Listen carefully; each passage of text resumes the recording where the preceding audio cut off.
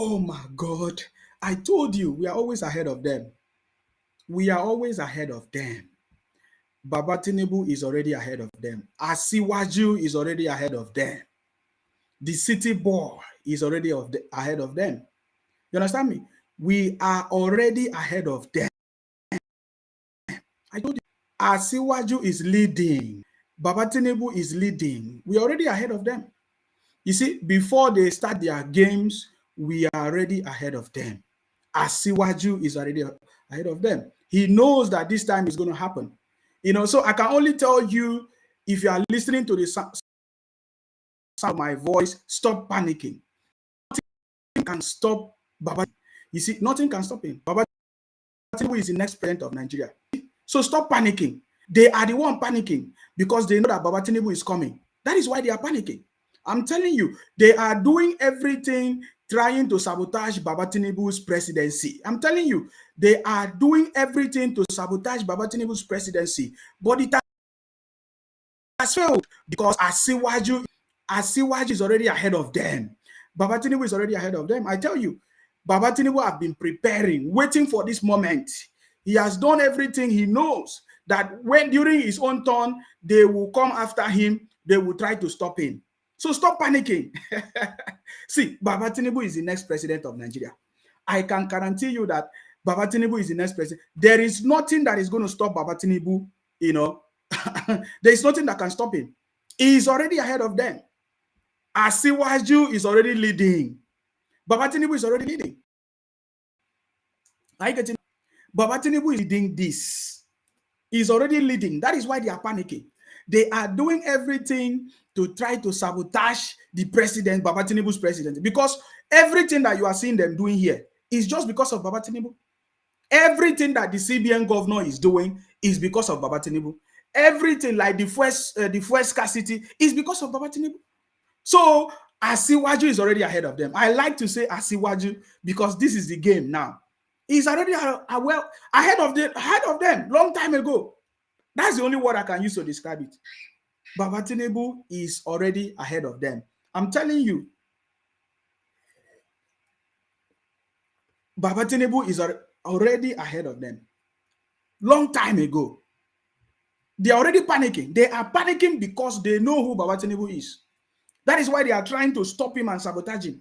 You see, even the people, look at it. If they say it's something good, why are the people crying? The people are the one crying. So if anybody is bringing any policy, anything for the betterment of Nigeria, is it not Nigerian people that are supposed to enjoy it? Because you see, this Naira policy redesign is not stopping Baba Tinubu. Are you getting me now? It's not stopping Baba Tinubu. That is the truth. It is the people that they want to target. They are targeting the people. And just like we said earlier, we already told you how this formula is going to be. You see, it is very, very clear now. It's not before they say, oh, it's APC that is rigging election. I am so much happy that everybody agree that 2023 election is going to be free and fair. We have said this thing before. We are repeating it again. That is what I'm telling you. That is why I'm telling you that Asiwaju is already ahead of them. He's leading. The city boy is leading already. That is why they are panicking. Baba Tinubu is already ahead of them. That is why they are panicking, trying to do all kinds of things to see how they can stop Baba Tinubu. It's not working. Baba Tinubu is the next president. Are you getting me now? So we already said it before. Let them do whatever they are doing so that no Nigerian or nobody will say, oh, it's APC government. They help Baba Tinubu to rig election. Everybody agree that there is no rigging in 2023 election. My brothers and sisters, it's just next week. Oh.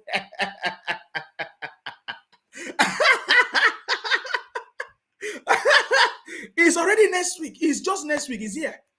How many days to go? It's already here. Asiwaju is leading.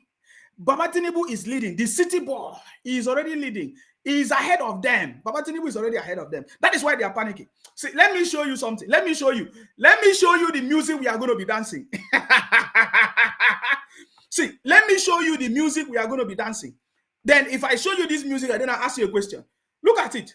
Baba Tinubu is already ahead of them. Hey, the reason why this song is here. The reason why this song was made was because of this moment. This is the song that we are going to use to celebrate Baba Tinubu's presidency. I'm telling you, this is the music we are going to use to celebrate Baba Tinubu's presidency. So Tinubu is already leading. I'm telling you, if you have been listening to that song, I'm just giving you the reason why that song was made, because that is one of the songs we are going to use to celebrate Baba Tinubu's presidency. I don't want to talk too much. You see, we are not just coming out here every time. We come out here to deliver a message for you. You see, the city boy is coming. Nothing can stop it. So stop panicking. Stop panicking. Nothing they are going to do that is going to stop Baba Tinubu. They are not petrol, scarcity, what do they call it? Monetary policies. It's not going to stop Baba Tinubu presidency. Do you want me to shock you? Hey, because Baba Tinubu is already ahead of them. Baba Tinubu is already leading. He's ahead of them. So when you are listening to this music with understanding that this music was from Baba Tinubu.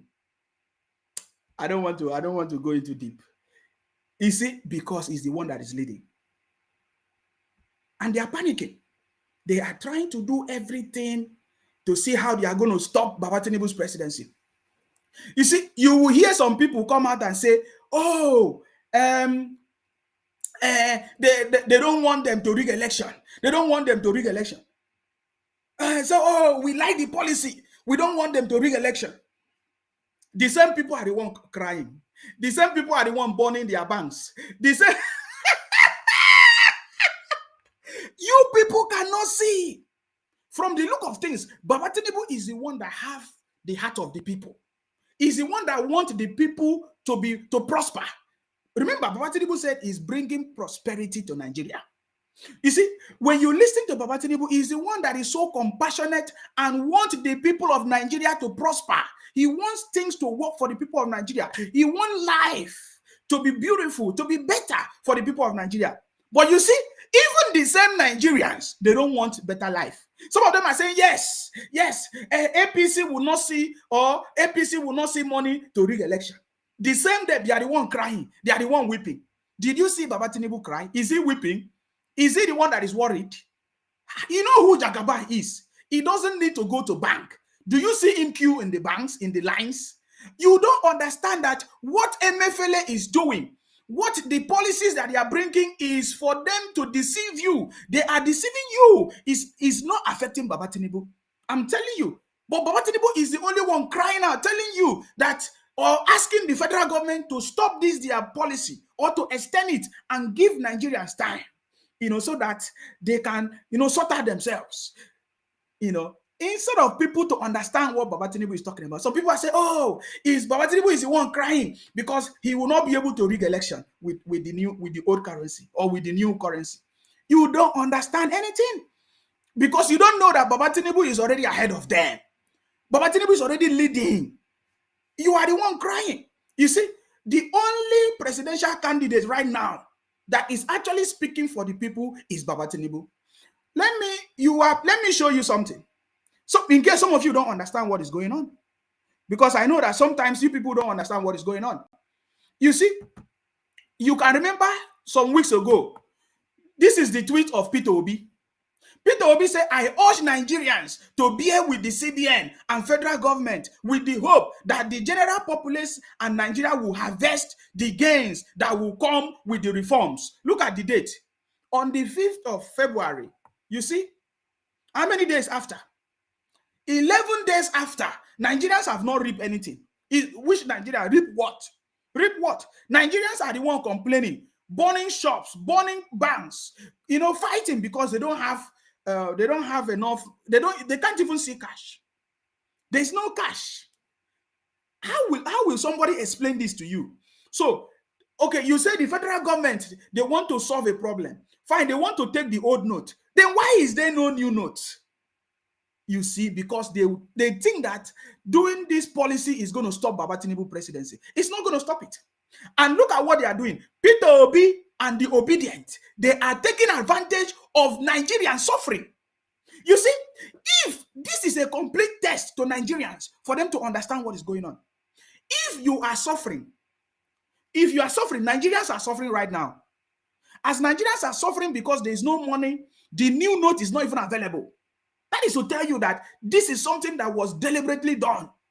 If the new note is available, then you could have said, okay, but the new note is not available, yet they are taking the old note. So they want Nigerians to suffer so that they can say, oh, APC is not working, so that it will affect Baba Tinubu. But Asiwaju is already ahead of them. Baba Tinubu is already ahead of them. He's leading. He has defeated them. But you see, I am talking to Nigerians that are saying, oh, Baba Tinubu is, Buhari is doing something good so that there will be no rigging of election. Yet you are the one complaining. You see, every other person is, Nigerians are the one complaining, burning things and everything. But do you know what? The person that you are supporting, most of them, the one they are supporting is the one praising the federal government. Like Obi. Obi do not have, any heart for the people. Obi is thinking that this policy, the CBN policy, will do him a favor. Obi and Atiku, they are using it as opportunity. You see, Obi is using the fuel scarcity for his own political interest, not for the people. Because if Obi is, is for the people, Obi is supposed to be the leader, complaining about MFLA. But you see, Obi is not complaining about the CBN policy. Obi is not complaining about the suffering that Nigerians are suffering. Obi is telling you that, oh, in the future, we are going to benefit from it. Do you know why? Because Obi is thinking that the new Naira design or scarcity and first scarcity is going to help him win election. Obedient and Peter Obi is thinking that it's going to help them to win election. So what Obi is doing, he is not fighting for the people. He is fighting for his own political and personal interest. You can see that the interest of Obi is not for the people. Because if the interest of Obi is for the people, Obi is supposed to be the one to cry, to shout. Instead, the only person that is shouting and talking about it is Baba Tinubu. Yet, they want to use it against Baba Tinubu. They say, oh, the reason why Baba Tinubu is talking about it is because they have frustrated him. There will be no opportunity for him to buy votes. You are deceiving yourself. You are deceiving yourself. You see? But Obi is supporting it. Obi is saying, the scarcity, don't worry, suffer now, so that in the future you will enjoy. That is a lie. If you think critically, you will understand that Obi is just looking for circumstances that will favor his own political interest. He is not for the people. As we speak now, we have heard so many stories of how some people, they have taken some people's life, they have burned some banks, some problems everywhere, and people are suffering. Nigeria is the only country in this developed century, 21st century, that they are using POS, and nobody's condemning it. POS has become a business in Nigeria. I don't even know when that one started. I know that Baba Tinubu is coming. He's going to stop all those nonsense. It's not supposed to be so. POS business is not supposed to be something to encourage.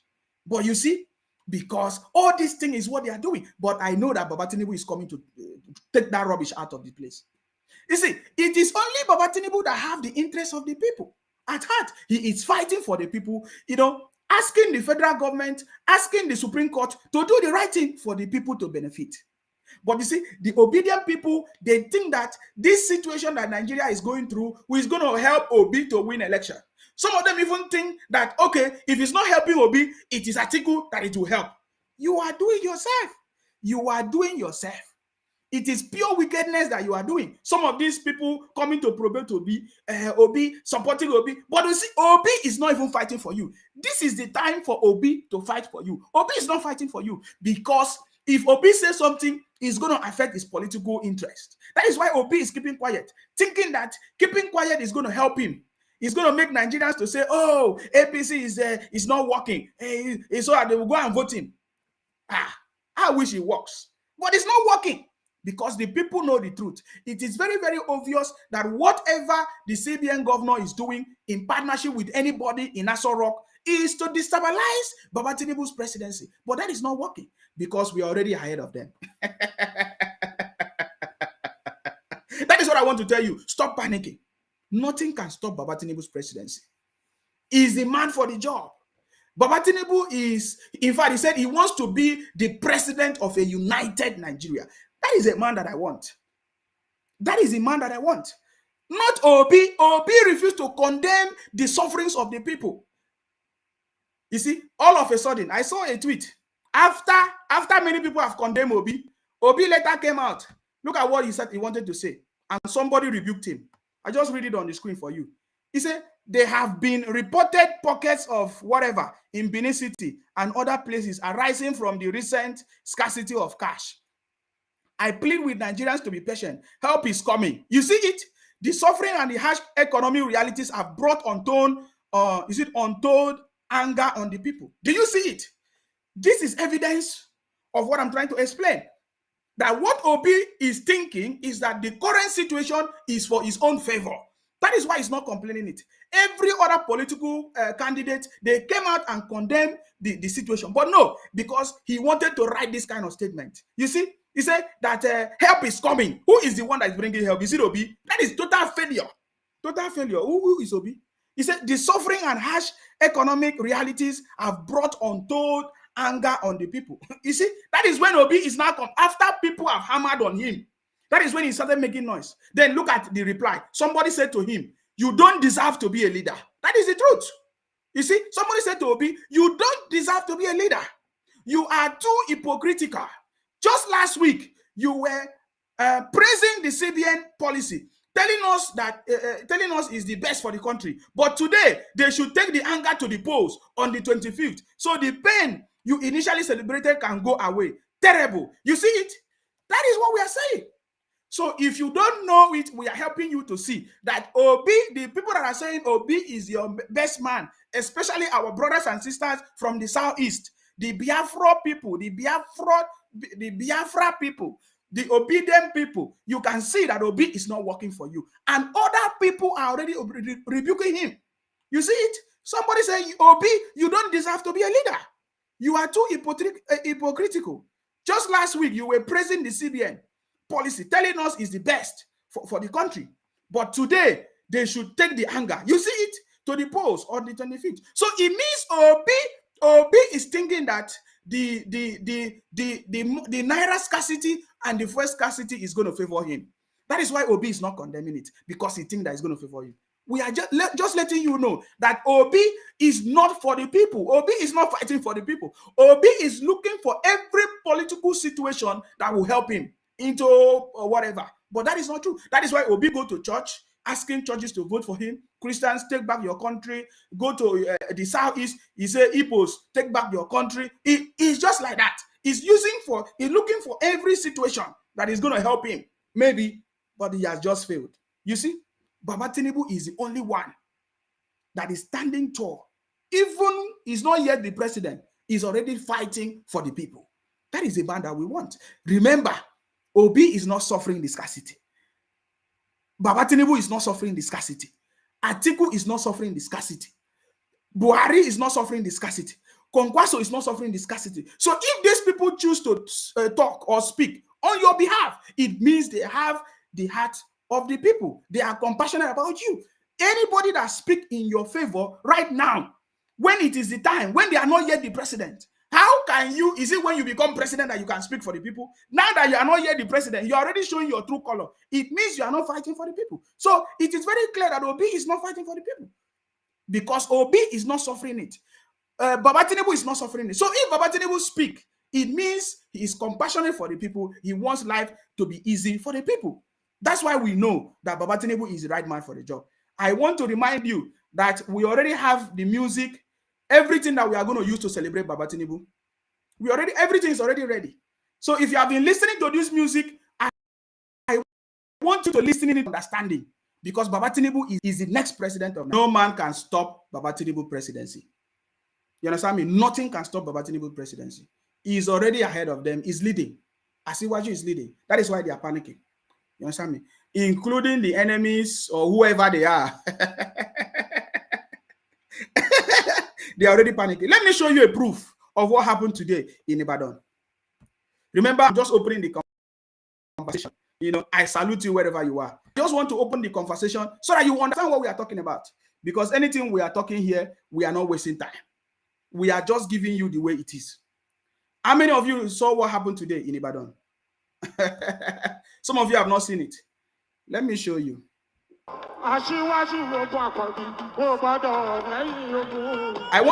you see this? Can you see this? No, can you see this? Can you see this?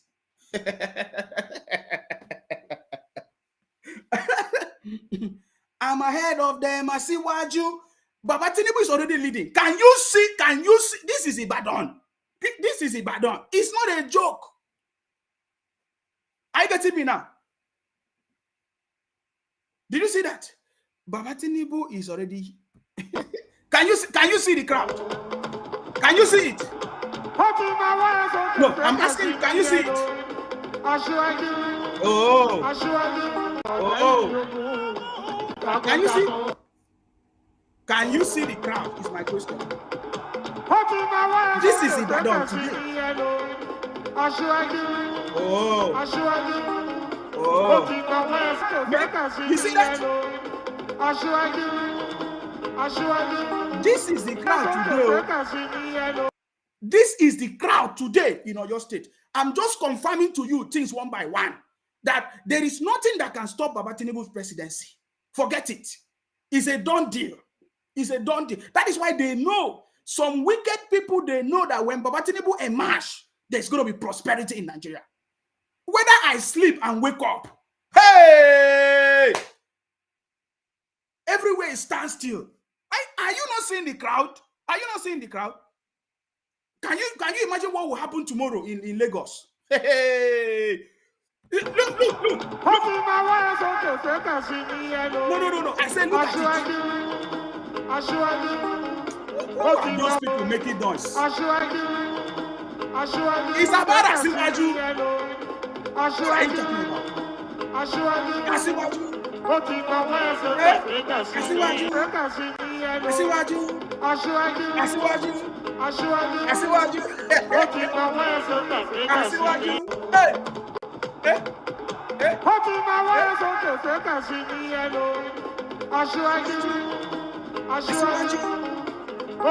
We are already celebrating because we know.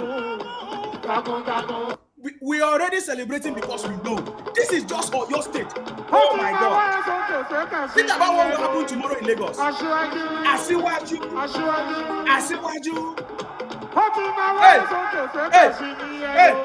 Hey. Asiwaju. Hey. Asiwaju.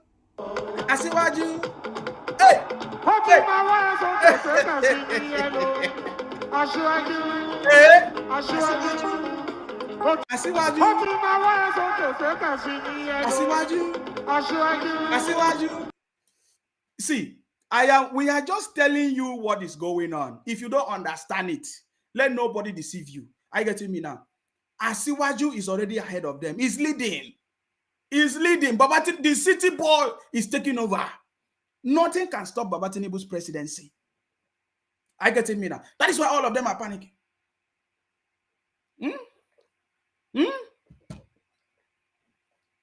They are looking for everything to try to stop Baba Tinubu. I bet let's enjoy this music a little bit.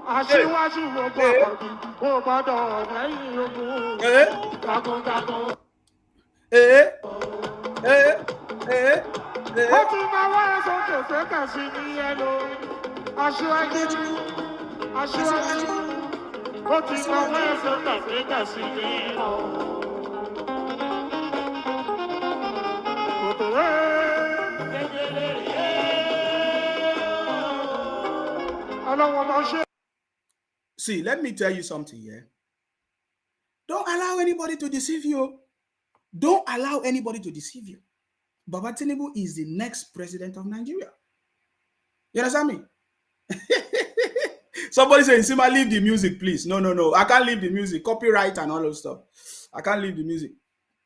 If you want to listen to the music, go and download the whole of the rally. You will see all of them there. Are you getting me now? Do you understand? Asiwaju. I beg, if you are close to your tea, take your tea and celebrate. They are panicking. Look at it. They conspired against Baba Tinubu.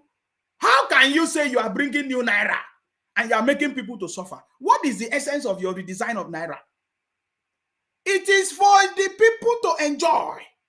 You understand me? But the people are suffering, and you say it's for the interest of Nigeria or Nigerians. That is a lie. That is a lie. You cannot bring a policy that is making Nigerians to suffer, yet you don't want to listen to the cry of Nigerians. That is to tell you that there is something that they are trying to do. There is something that I don't even want to talk about the speech. They say there was a speech today. It does not make sense to me, because as a president or as a leader, you are supposed to listen to the cry of the people. He said the voice of the people is the voice of God. Which voice are you listening to then if you are not planning evil? It's for their own wickedness, but it has failed. It has failed. They wanted to sabotage Baba Tinubu presidency, but as you can see, the turn up anywhere Baba Tinubu has gone to, when you look at the turn up, you know that it's not a joke. Let me show you in case you have not seen it. See, can you see the turn up? When you see the turn up, you will understand that it's not a joke.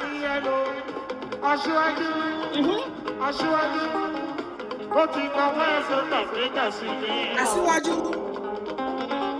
See the turn up. When you see the crowd, you will know what it is. You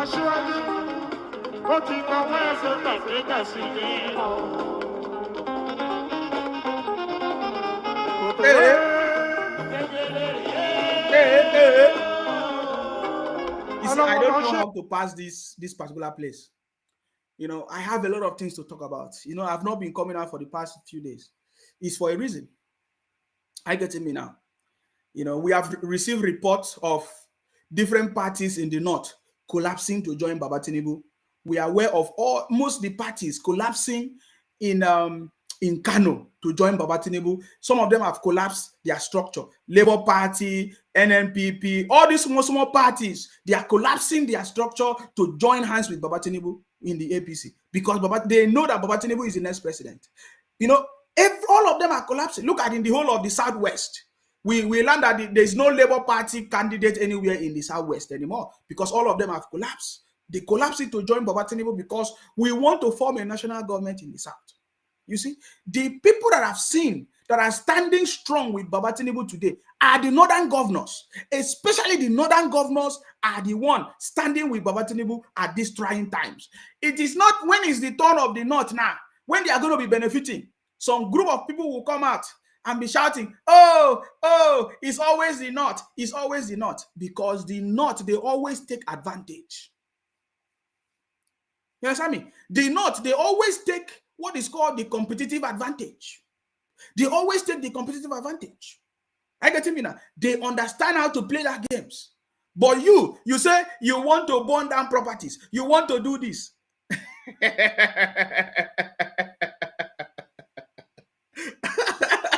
Are you getting it now? Because they understand what is going on. You understand? The northerners, the northern governors, especially, are the ones standing with Baba Tinubu at this trying time. You know, when it's supposed to be the southern governors standing with Baba Tinubu to support him, but they are the ones sabotaging. One of the governors from Akwa Ibom sabotaging Baba Tinubu presidency. You see, today now, what is the name of that governor? Udom Emmanuel in Akwa Ibom. He knows that it's the turn of the South, you know, to get presidency or to produce a presidency. Akwa Ibom governor Udom Emmanuel is supporting Atiku from the north, and we have the north they are in power now. When is the turn for the South? Do you see it? Soon now, the people from the South, all of them will come and say, oh, we are marginalized. The people from the Southeast, they say, oh, we are marginalized. But when it's time for you to do the right thing, you will not do the right thing. You see? So, Akwa Ibom, all of us, we are supporting Baba Tinubu. Everybody in Akwa Ibom, we are supporting Baba Tinubu because we know that he's the next president of Nigeria. But you see all these leaders, all these politicians, because of their own personal interest, because of their own political interest, they will decide to betray the people. They will decide to sacrifice the sufferings of the people for their own political interest. Who will ever think that the governor of Akwa Ibom will be supporting Atiku? Why? If it's not because of his personal interest. Are you getting me now? So that is why sometimes when you see me come here and talk, When I talk about the Igbos, I talk about the Hausas, I talk about the Yorubas. I talk about everybody, because you think that I'm supporting any tribe. No, I'm not. Is when I'm talking about Baba Tinubu, it's not that I'm supporting maybe the Yorubas, because I see some of you think that I'm supporting the Yorubas. No, that is not the point. This is not about tribe. Or when I talk about Obi, some of you say, oh, Nsima, he hates the Igbos. Nsima do not love the Igbos. Nsima do not like the Igbos. That is why he's fighting Obi. That is not true. That is not true. That is not true. If it was somebody like Soludo, I will consider. If it was something like Dave Umahi, I will consider. If it was somebody like Hopu Sodima, I will consider. They are intelligent people in the Southeast. If they come out, for presidents, I will support them, but not Obi. I am not supporting Obi because I know that Obi was a failure in Anambra State. I get me now. There is evidence everywhere. Obi was a failure in Anambra State. That is why I'm not supporting him. So when I talk about Obi, the way I talk about it, some people will say, come to my inbox. Oh, Isima, you don't like the Igbos. Why are you fighting your brothers? No, you are making mistake. I am not supporting the Igbos. I am not supporting the Yorubas. I am not supporting the Hausas. I am not supporting the Fulanis. What I am doing now is my candidate. I am only focused, I'm interested in my candidate. And that person is Baba Tinubu, because when I look at all of them, it is the only man that is qualified to do the job, based on his track record, based on his competency, based on his experience, based on the team of people that he has formed. That is why I'm supporting Baba Tinubu. I am not siding anybody. I'm not siding the Yoruba people, nor fighting the Igbo people or the Hausa people. No. We all know that every tribe, they are wicked and bad people. Especially, I've just complained about Udom Emmanuel in Akwa Ibom. Are you getting me now? So it doesn't matter where that person is from. When I see you that you are not working for the interest of the people, I will mention your name. Are you getting me now? So when I talk about Obi, some people call, oh, Nsima, they are calling me. If I finish my program, they will not allow me to rest. They will not even allow me to sleep. They keep calling me, Nsima, why are you fighting your brother? Is it because of Biafra? Is it because of IPOP? I say, no, that is not. It's not because of that. Obi is a failure. All of you know that Obi is a failure. For example, now, people are suffering. There is no money. There is no fuel. Obi is not condemning it. Obi want to take advantage of it for his own political interest, for his own personal interest. Those are the things I look at. I say, no, this man, he cannot be a leader. Obi can never be a leader. Obi political career has ended. I was asking the other day, who is going to give Obi appointment? I'm asking. I keep asking that question. Who is going to give Obi appointment after all this noise? After Obi is the one leading a campaign that they are abusing everybody, bringing war, inciting violence. Obi is not condemning it. Obi is not condemning his people. For how many weeks now? Obi is not condemning it. So I'm asking, who is the one that is going to give Obi appointment? Because we know that Obi cannot win election in Nigeria. So who is going to give Obi appointment? Do you think Obi is going to get any appointment? Because when I say something, somebody will come and say, oh, Nsima, you don't like the Igbos. I am clarifying you today. This has nothing to do with the Igbos. This has nothing to do with the Yorubas. This has nothing to do with Hausa or anybody. I am supporting a candidate that is competent, has the track record, has experience, and can deliver. And he has done it before. Somebody that has done it before have over 100% ability to do it again. And that is why I'm supporting Baba Tinubu. We have looked at the track record of Peter Obi. There is nothing to write him about. We don't want to be... Are you telling me that we want to do trial and error again in government? No. We need somebody that already have experience to deliver Nigeria out of the system. Obi is planning to do trial and error. We don't need any trial error leadership. Because Obi never did it before. When he was in Anambra, he never did it. In fact, Obi split Anambra into two factions. The Anglican factions, the Catholic factions, Obi did not unite Anambra State. That is why Baba Tinubu said, I want to be the president of a united Nigeria. That is why I'm supporting him. If you look at Baba Tinubu, check it out. I'm going to put a video so that you see. When you look at Baba Tinubu, it doesn't matter everything that they have said about him. It doesn't matter the provocation, the things that they have done against him. With all his powers, with all, I will say power now. Some people say, is he God? Yes. With all his strength and connections and abilities, he's not bragging. He's not shouting. He's still very calm. That is a man that I want to follow. You see, it's not easy for you to have the connections, for you to have the people working with you, for you to be connected, for you to have the experience, and you are not calm. It's very rare. You need to look at that kind of person that is so that person that have that kind of strength. I'm telling you, have the connections, have the experience, have everybody in support, and he's so calm the way Baba Tinubu is. We have never seen it. We don't even see it in Atiku. We don't even see it, Obi. You see, we have seen it in Baba Tinubu. That is the man we are going for. Are you getting me now? He's the next president. You see, that is why today there is no need of me shouting or talking too much. That is why at this moment, I'm just sitting down, enjoying the drama that all of you, some of these obedient people are doing. I'm just looking, I'm enjoying their drama. Today, you will see them. They will be sharing one fake news. They will be talking all kinds of things that does not make sense. Are you getting me now? I want to announce to you that there is nothing that can stop Baba Tinubu presidency. There is nothing. There is nothing that can stop it because he is the next president of Nigeria. He has prepared for this time. He's already ahead of all of them. Whatever propaganda they are bringing, whatever money, cash policy, fuel scarcity, he's already ahead of them. He's already ahead of them. He destroyed it. The moment Baba Tinubu mentioned it in Ogun State, we remember it. Ogun State rally. It was in Ogun State rally that Baba Tinubu mentioned it. That they are trying to sabotage him because of fuel scarcity, because of new Naira policy. He knows. He destroyed it already. That is a man that can see vision. He has a vision. Foresight.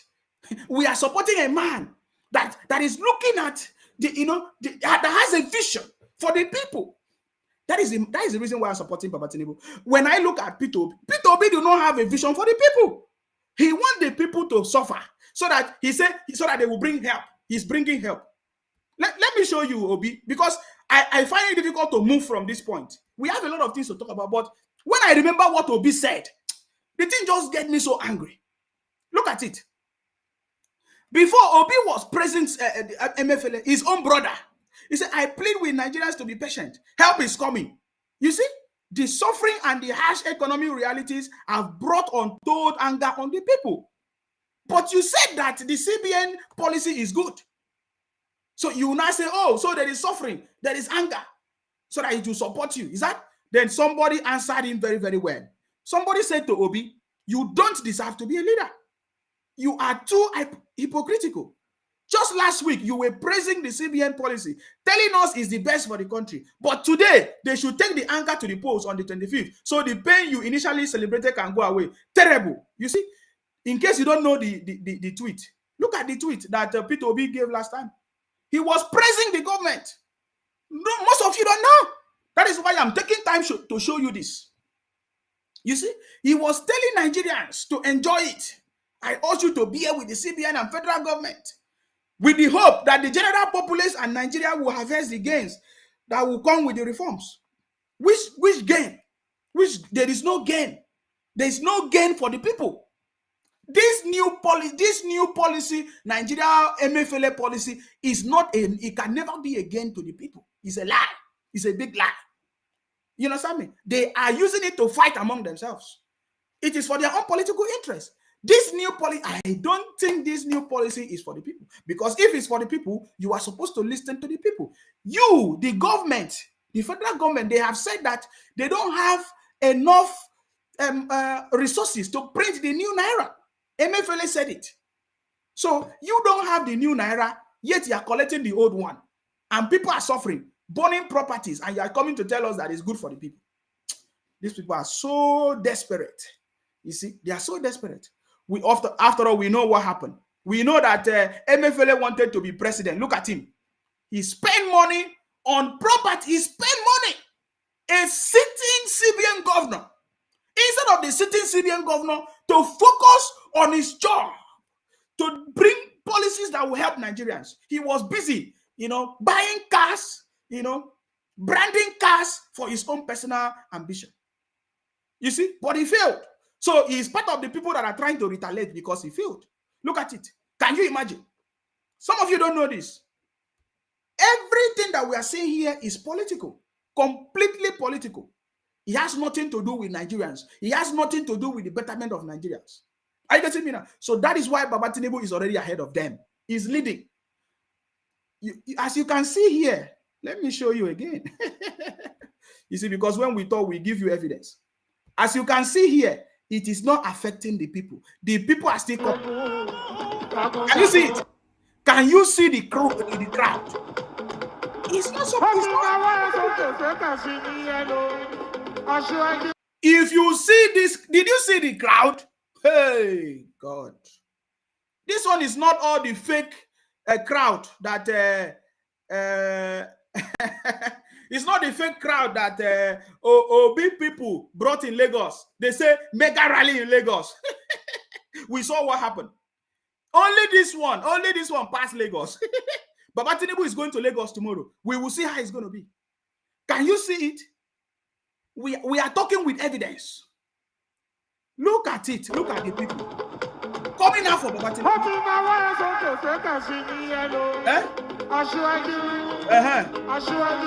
Okay. Asiwaju. Asiwaju. Asiwaju. Asiwaju.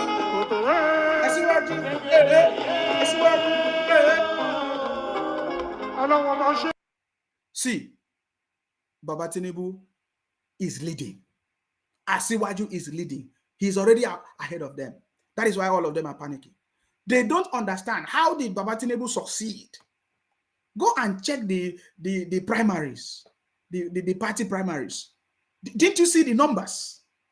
This is the same thing that is going to happen in this election. It's just next week. Oh, how many days? Let me see. Oh, March.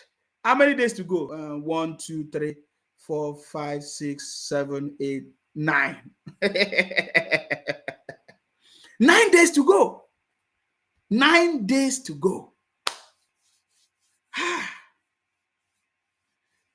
Oh boy.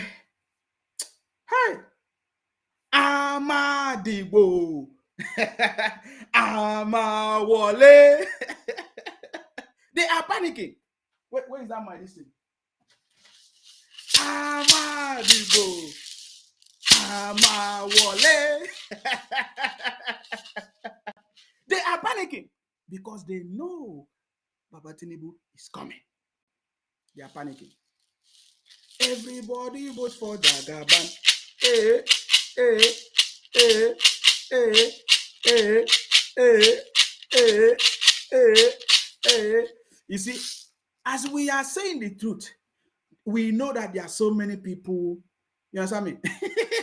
There are so many people that are not happy in this, what we are trying to tell them. They don't understand what is going on. You see, if Peter Obi can be enjoying the sufferings of the people, if Peter Obi can be enjoying that the people are angry, the sufferings are anger, yet he refused to condemn it, then the people should understand that that man is not the man for them. You see, Obi want to use the sufferings of the people so in favor of his political interest. You see that? But Baba Tinubu is saying, no, this thing is wrong. You know, there have to be something that should be done about it. I was reading at some of the comments. Somebody said here that God will stop him. Oh my God, where is that this thing? He said God will stop him. Because we say nothing can stop Baba Tinubu. So stop panicking. Nothing can stop him. Somebody say, yeah, God will stop him.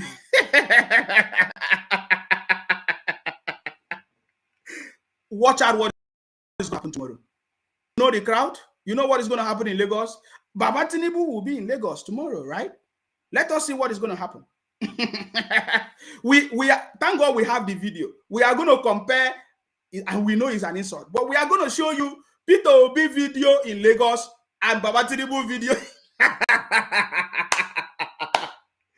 Only this one here. Only this one. Only this one here.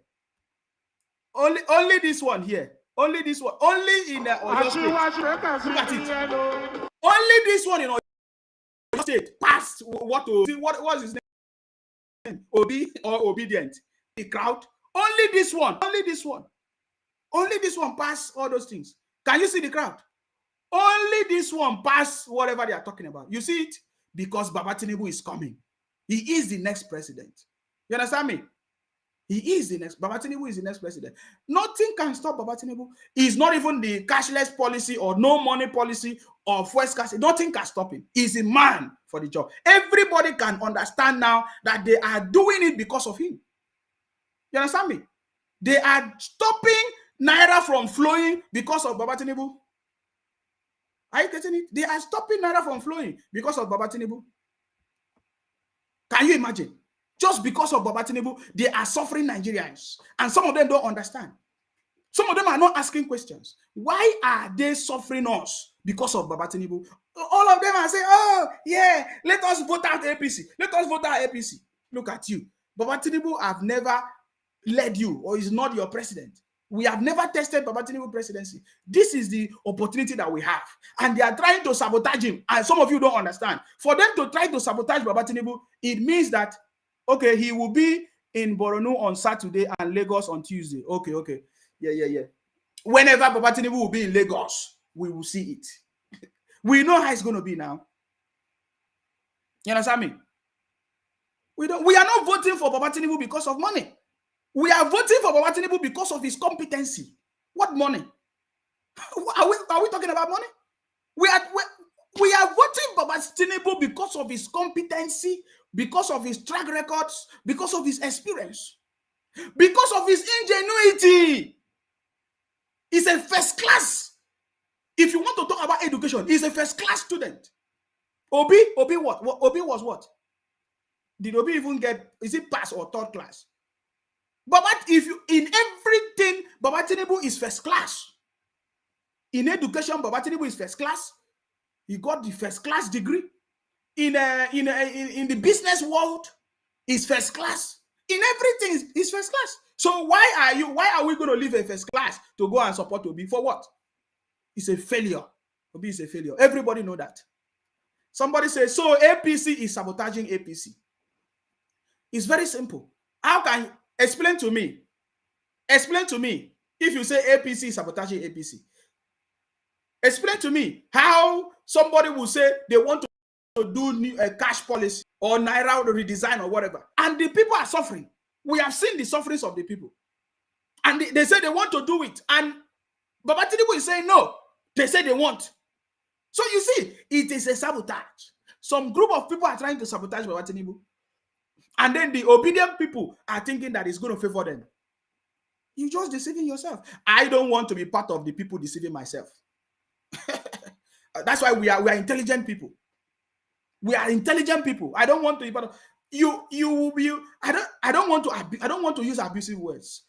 You see, if you don't understand or you don't have proper understanding, it is very easy for you to understand.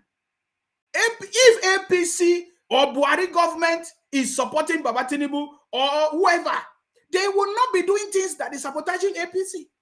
It means that there is something there. There are some group of people that are able because they don't want him. You know, they think that he's going to come to expose them. Baba Tinubu is the best man for the job.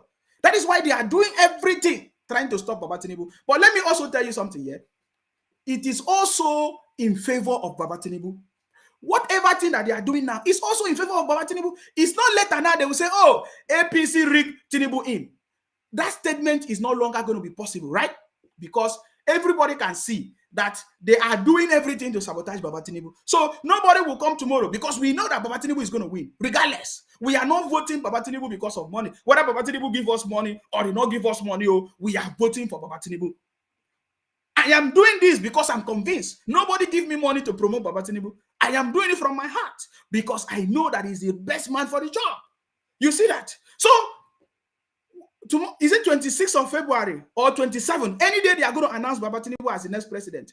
Nobody will come and tell us, oh, they bribe or they rig election. Because all Nigerians can confirm that Buhari is working against Tinubu. Is that not what people are saying? people are saying that Buhari is working against Tinubu. Even saw some of them saying that Wike is working against Tinubu. You people are learning. Hey, I don't know that you people can be so learning. Some of you are saying Wike is working against Tinubu. You don't know anything. Most of you don't understand what is politics. I believe that you guys are going to learn. You understand me? You know, I hear that they say some of them are so happy. I saw somebody making a video say, "Thank you, Baba Buhari." So now they are not thanking Buhari. The same government that they say, "Oh, things are difficult," they are the ones making video thanking Buhari. Wonder shall never end. These Obi people can never learn, but you must learn a lesson. You understand me? They are the one making videos thanking Buhari for making sure that the new naira, or sorry, the old naira is no longer working. They are the ones making video. They are the same people crying. They make video and they are thanking Buhari, Baba Buhari, that, oh, he's doing well. He wants to stop election malpractice or rigging. There's going to be fair and fair. Let us see how Tinubu is going to win. The same people are the one complaining, burning their shops, burning their banks. You are just deceiving yourself. You see, that bank that you burn in that you have burnt down in Delta State, is Baba Tinubu using that bank in Delta State? You are just doing yourself. That's why if you check the record, it is only the Delta people and the Edo people that are trying to support Obi. And the comedians from Edo State and Delta, they are the one trying to support Obi. That's why when India, some of them are saying, oh, they are trying to attack Oshomole. They are attacking Oshomole in Delta State. Some of them are happy. I see them happy. So you guys are the one starting the violence. That's why we are saying that. You understand me? That is why we are saying that you people are the one supporting violence. You are the one that is starting it. You go to Lagos, you cause problem. You go to Delta, you cause problem. You are the one starting everything by yourself. Let me don't even go there. Baba Tinubu is the next president of Nigeria. Let me tell you something that some of you have been using to confuse yourself. You see, I want to give you the situation that is going on in the north, because some of you don't understand.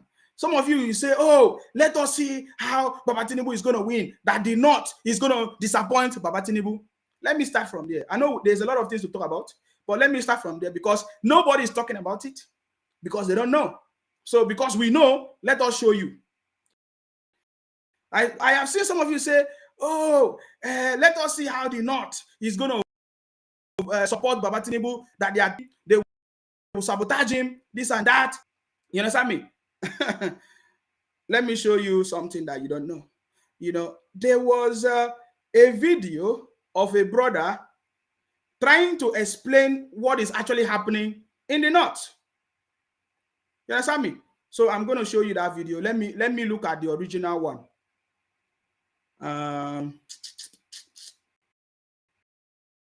Somebody, you are hurting for money. Now wow. You are not hurting for money, and you want to be the president. What do you want? What do you want? Because I'm supporting Baba Tinubu, I'm looking for money. Look at you. Most of you will learn a lesson. You think that we are here to make noise? We don't support failures. We only support people that we know is going to deliver. And that is why we are supporting Baba Tinubu. Even if I wake up from sleep, even if I wake up from sleep, I can never support a failure. Are you getting me now? I can never. Let me show you your brother. Let me show you your brother. There is nothing wrong, oh. There is nothing wrong, oh. But just because Obi want to be the president of Nigeria, look at it. What does that mean? All because Obi want to be the president of Nigeria. Obi wants to be president of Nigeria. Obi is doing everything possible. You see that? Let me deceive you guys. Let nobody deceive you. Now, I have listened to some of you say, the North, they are going to disappoint Baba Tinubu. That is a lie. Let me explain to you what is happening in the north. Are you getting me now? We have people on ground. This is because there's nobody that is going to vote. You understand me? there's nobody that is going to vote on social media. Obedient people, you are not going to vote on social media. You see, we have people in the north that understand the system of the north. You know, just like I said earlier, if you listen to me, in Igbo land, there are some wicked politicians that have made life so difficult for the people from the southeast. And people like us, when we come to condemn it, some people say, oh, you hate Igbos. No, that is not true. You understand me? It is the few, less than 1% of the leaders in Igbo land that is making life difficult for the people in the southeast. I get it. The same thing in Akwa Ibom, the same thing in Yoruba land, the same everywhere in Nigeria, all the tribes. The reason why we are suffering is just less than 1% of these people who are leaders in these different tribes. They are the one making life difficult for us because they are never good leaders. They are never compassionate leaders. They are not there to serve the people. For example, Obi is not to serve the people. Obi was a governor in Anambra State. Teachers were on strike. He never considered the teachers. For 13 months, he allowed the teachers to go on strike for 13 months. He allowed us to go on strike for 13 months. Yet, he was collecting federal allocation. This is a man that don't have interest of the people at heart. Do you know the consequences of going on strike for 13 months? It means there's no money for teachers. But he has been receiving money. He doesn't have the interest of people at heart. So those are the kind of leaders that is making life difficult for our brothers and sisters in the southeast, in the south, in the southwest. We are going to kick them out this time around. Are you getting me now? So it is the same thing that is happening in the north. And this, our brother, explained it very, very well. So I want to play it to you so that you listen. Some of you saying, oh, they will disappoint Baba Tinubu. How can they not leave their brother Atiku to vote Tinubu? You don't know what you're saying. First of all, they not understand that it is the turn for the South to produce a president. They are not like you. They are not betrayers. Are you getting me now? They are not betrayers. They know that it is the turn for the South to produce a president. So they believe that and they are going to stick to it because they know that when it's their own turn, nobody's going to come and fight with them. So having that understanding, let me shock some of these obedient people or Biafra people that are sharing fake information that, oh, they will disappoint Baba Tinubu. How can they not leave their own brothers to come and vote Tinubu? You don't know who Baba Tinubu is. The name Jagaban was given to him in the north. Do you understand that? It's because you don't understand. Listen from their brothers in the north telling you the way it is. Let me take this out so that you can understand what I'm going to say. Now, I want you to listen. Listen. That power must remain in the north. You see that? And immediately, let me go back. Two camps. Listen. That power must remain in the north. And immediately, there are two camps. There is a camp that belongs to the oldest political class in the north. Our most respected elder statesmen believe that at all costs, power must remain at the north. While the middle... Listen, oh, he's explaining to you what is happening in the north. That there are two factions. Some people that feel, oh, north, and some people say power must go back to the south. Are you getting me now? He's giving you explanation. I want you to listen. Top leaders of the north, the emerging ones, believe that yes, power must remain at the north, but it has to pass through democratic process. That's priority primaries.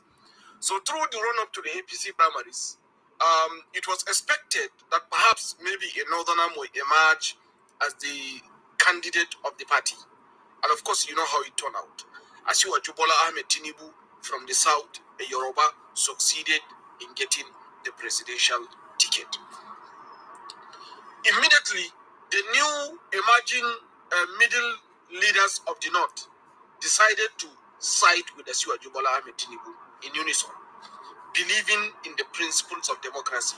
While our top, most respected elder statesmen in the north believe that at all costs, power must still remain in the north.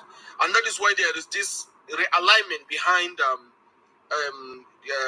His Excellency, the former Vice President of Nigeria, Atiku Abubakar, to become the president simply because he is from the North. Even though most of them don't agree with him, most of them don't trust him, but they still want to support him simply because they want this regional interest to be sustained. And that's the game at play. So one thing I want you to know, Nigerians, is that we are passing through in the north, I mean from the northern side, we are passing through a political transition from the leadership that has been there for a very long time, respected, reliable, and to a new leadership that is emerging, also respected and reliable. And you know, political transitions are often turbulent and sometimes even painful. And that is the situation we're in. So most of us, you know, the younger population in the north and also some of the people that are above us, the emerging leaders, are all in 100% solidarity with the fact that democracy must be sustained and power must shift to the south. And Asiwaju Tinubu is the choice. So you don't have to worry about the hula balu, especially those of you that are not from the north. It is all a political game between an emerging leadership and a new leadership, which usually it doesn't come easy. We are going to get over it. We are going to pass through election, and inshallah, Asiwaju Tinubu will be the next president of Nigeria. Did you see the explanation? Very, very clear. There is nothing for me to add more anyways. Everything is very, very clear. You understand me? It's very, very clear. You see it? So if anybody is telling you story, just tell them that you are making a mistake. It is true that there are some elders, which is even the backbone of what is happening now with this new Naira, cash, whatever. We all know the story. Even Erofai said he knows the people. They know the people that are trying to cause these problems. And they have even went further to say that these are the people that did not win the primaries, the APC primaries. And this brother here just confirmed it. We all know him. We all know him. He just confirmed the same thing. That those people expected somebody from the north to win the APC primaries. But Baba Tinubu succeeded. So it means power must shift to the south. So then there are some people that are still, rallying around Atiku. But you see, he's telling you that no, that we understand that power must shift to the south. And by the grace of God, inshallah, it's going to be Baba Tinubu that is going to win this. So for us, we already know that Baba Tinubu is the next president of Nigeria. Okay, I just decided to play that for your own explanation. Are you getting me now? But there is something else I want you to see. Remember your brother. Remember your brother. He will come to the south and say, Christians, take back your country. He will go to the north. I don't know what he's doing in the north. See. All because he wants to win election. I'm asking question. What is Obi doing, please? What is Obi doing? He's causing problem in this country. Thank God Baba Tinubu is coming. They are the one causing problem in this country. The problem that is happening in Delta State, they are the obedient people causing the problems. They are obedient people. They fought El Shomole. They are fighting. They are the one causing problems. And they are not shouting. They are not crying. When okay, now I want you to also listen from another person, one of the popular pastor that most of you know. I want you to listen to what he said. This is exactly the same thing we are talking about. Everybody is complaining that, the Naira is affecting everybody. Yet the Obi and the obedient people, they are the ones saying, hey, it's good. So that everybody can now leave APC and go and vote maybe Obi or whatever. He said they are the cause of their problems. They are complaining, they are saying, it's good, it's going to get no rig, They are the one burning properties. You see that? Listen to another pastor, educating them. At least I agree to this one. It's not everything that I agree with him, but this one I agree because he said the truth. I want you to listen. You have nice POS.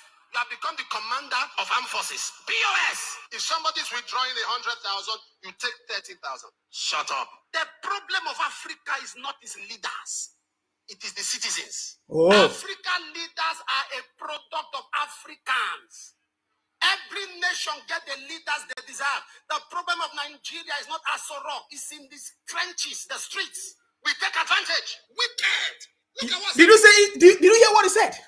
We take advantage. It's the same thing Obi is doing. Even when Obi know that the money issue is bad, people are suffering. They should join their voice together to make the people to have access to money, to their own money, their own sweat, their own sweat. It was not the federal government that distributed this money for them. Their own sweat. How come they are making life difficult for people? Instead of Obi to condemn it, Obi did not condemn it. Atiku did not condemn it. They are using the opportunity. They take advantage of the situation. Do you see it? They are taking advantage of the situation to make life, to say, oh, let us use the opportunity. Burn properties, burn this. They want to cause havoc. Just like Baba Wike said it the other day. That you see, everything about this thing is political. They want the people to rise up and burn properties and protest everywhere. But you see, that is not happening because people understand that they are only fighting Baba Tinubu. So they are taking advantage. These are the people that don't want Baba Tinubu. They are fighting him because they know him. They know that he's coming to put everything straight. They know that Baba Tinubu is coming to bring prosperity to Nigeria. I want you to listen to the pastor saying that they are taking advantage. Even the people, the so-called people that are complaining today, they are also taking advantage. They are using POS. Remember, I mentioned the issue of POS. How can, in a country like Nigeria, there is no longer transactions in the banks? The transactions are going on with POS.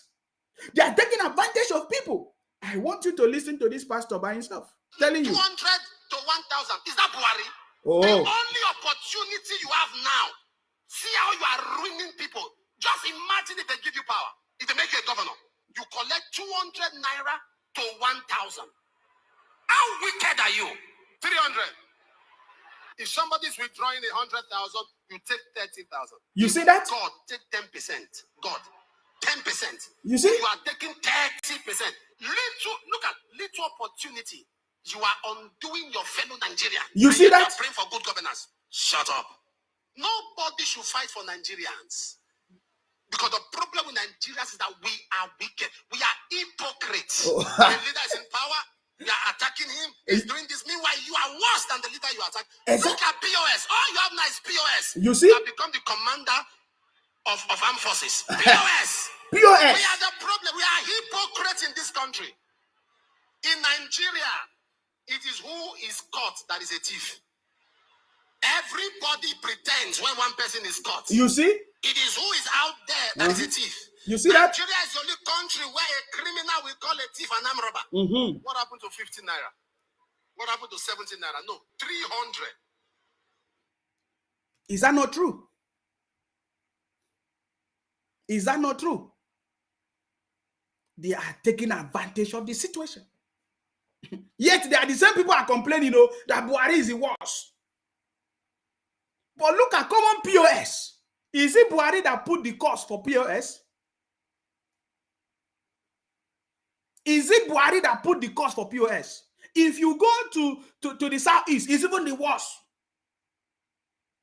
I don't even want to talk about the cost of petrol.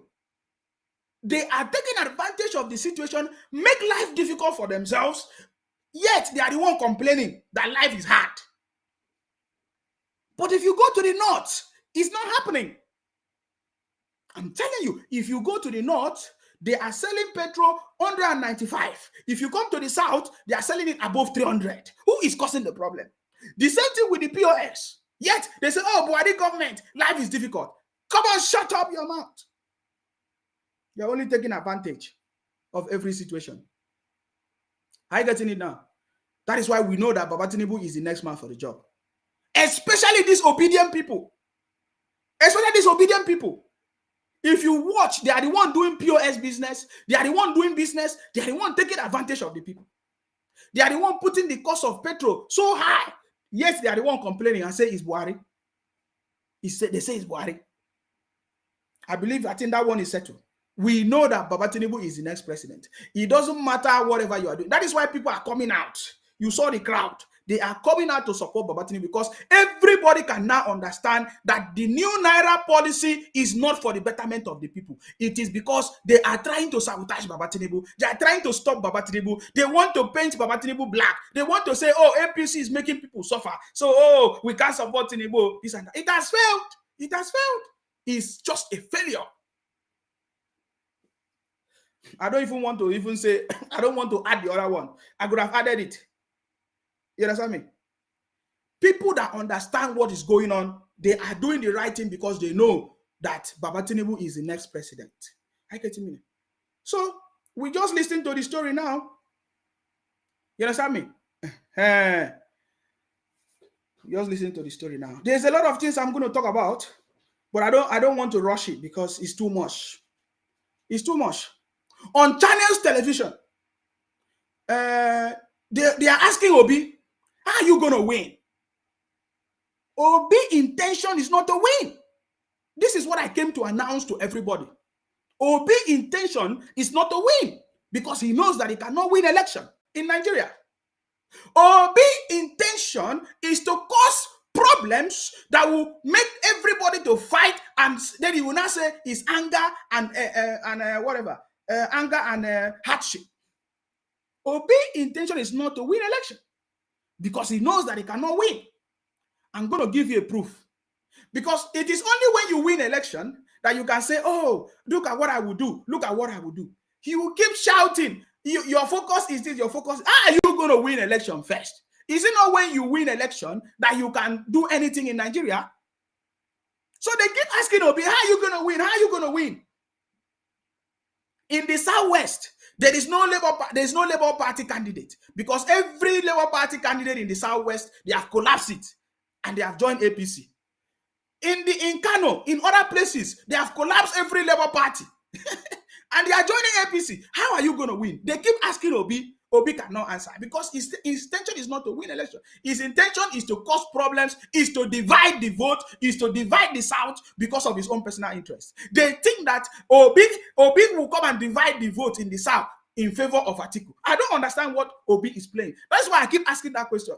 Is Obi going to get any appointment? Who is going to give Obi any appointment? Because we can see Obi is not for the people, it's for his own personal interest. I want you to listen to people that know what they are doing. They know that Baba Tinubu is the next president of Nigeria, and they are making sure that they are supporting him. I want you to listen. I can walk into the bedroom of Asiwaju Bola Tinubu. Bola Tinubu, trust me, you know me. I have paid my dues. Hey! For the past 25 years, I am not a government child. All of you are aware that my father is justice man for Kuden. All of you are aware that he had to be at all. All of you are aware that he had a cut off. All of you are aware that he had a cut.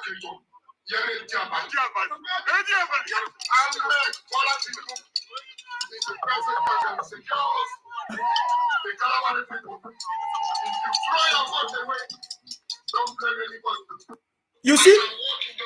Wait. Before I play it again. You see? People that know that who is going to be the next president, they are aligning to make sure that they form a national government in the South. This is Asari telling his Kalabari people that Asiwaju is the next president of Nigeria. You must make sure that you support him because you can see the future. You know, just like I said before, the future belongs to those who see possibilities when it's not yet obvious. There are people that can see it. You understand me? There are people that understand. They are already talking to their people. Just like I'm talking to my people in Akwa Ibom. We are 100% in support of Baba Tinubu presidency. We are going to deliver Akwa Ibom for Baba Tinubu. It's as simple as that because we want to form a national government in the South. These are the people that understand. You listen to Asari Dokubo. He's been there. He said he has paid his dues. We all know everything about Asari Dokubo. Understand me? So this is who are these people that just wake up? They say they want to come and force us to support Obi? Where was Obi when Baba Tinubu was fighting for democracy in Nigeria? Where was Obi when Baba Tinubu was, changing Lagos and making Lagos habitable for everybody, such that Obi cannot even live in Anambra? Obi ran to Lagos to live, to do business, do all his business in Lagos. Where was Obi? Where was Obi when Baba Tinubu was the one that brought the first automation in government? Where was Obi? Some of these newborn obedient people, maybe some of them are 19 years, 20 years, they don't even know history. They are just making noise everywhere. Where was Obi? It's an insult to compare Obi to Baba Tinubu. When you see Baba Tinubu speak, even with all his knowledge and connection, you see the way he's talking as somebody that is knowledgeable. It's not Obi. Obi is like a boy. What nonsense is that? It's an insult to give to us. That is why we are going to treat that nonsense. Obi will not even get up to 3 million votes. I'm just telling you, Obi will not get up to, because people are beginning to understand that Baba Tinubu is the next president. Even our brothers in Anambra State, they are supporting Baba Tinubu.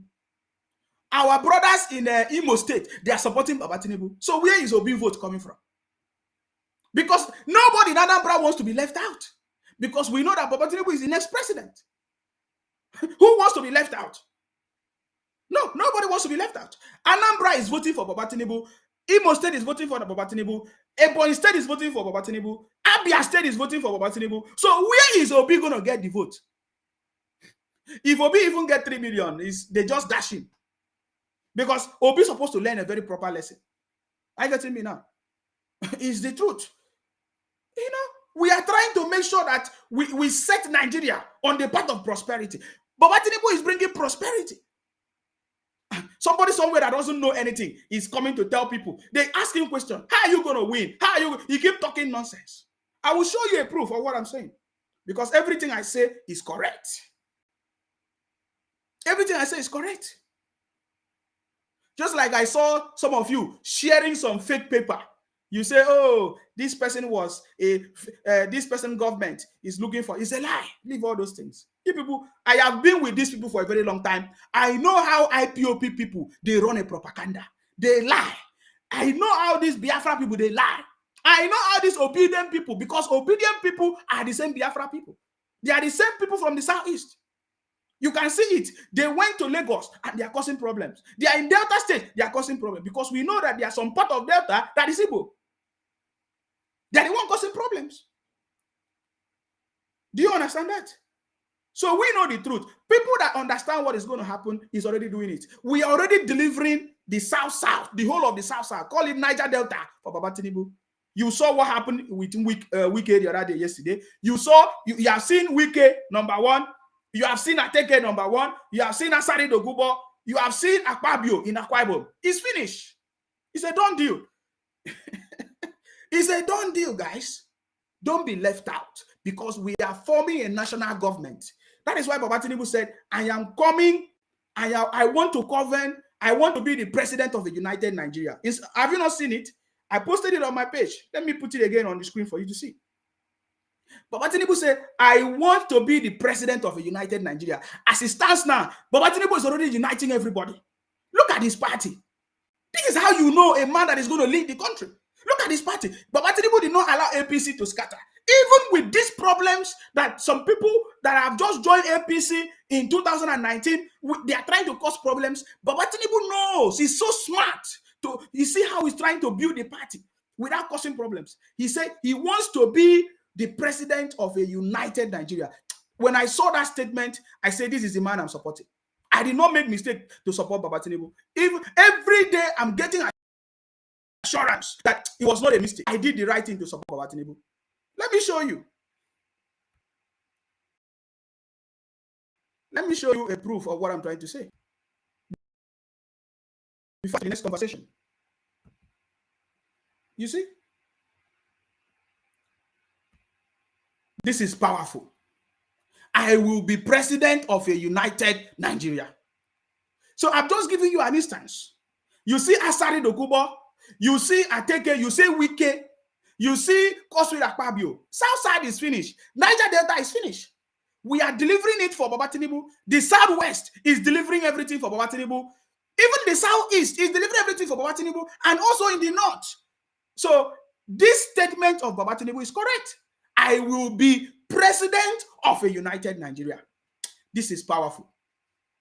This man is powerful. He's so intelligent. This is why I'm saying that no matter all the abuses that they have given to Baba Tinubu, you understand me? Did you hear him? Did you hear him fight anybody? I have not seen Baba Tinubu fight anybody. Even with all these things, I have not heard him fight anybody. I have not heard him fight anybody. He's still focusing on his message. With everything that they are doing. Wait, let me show you something.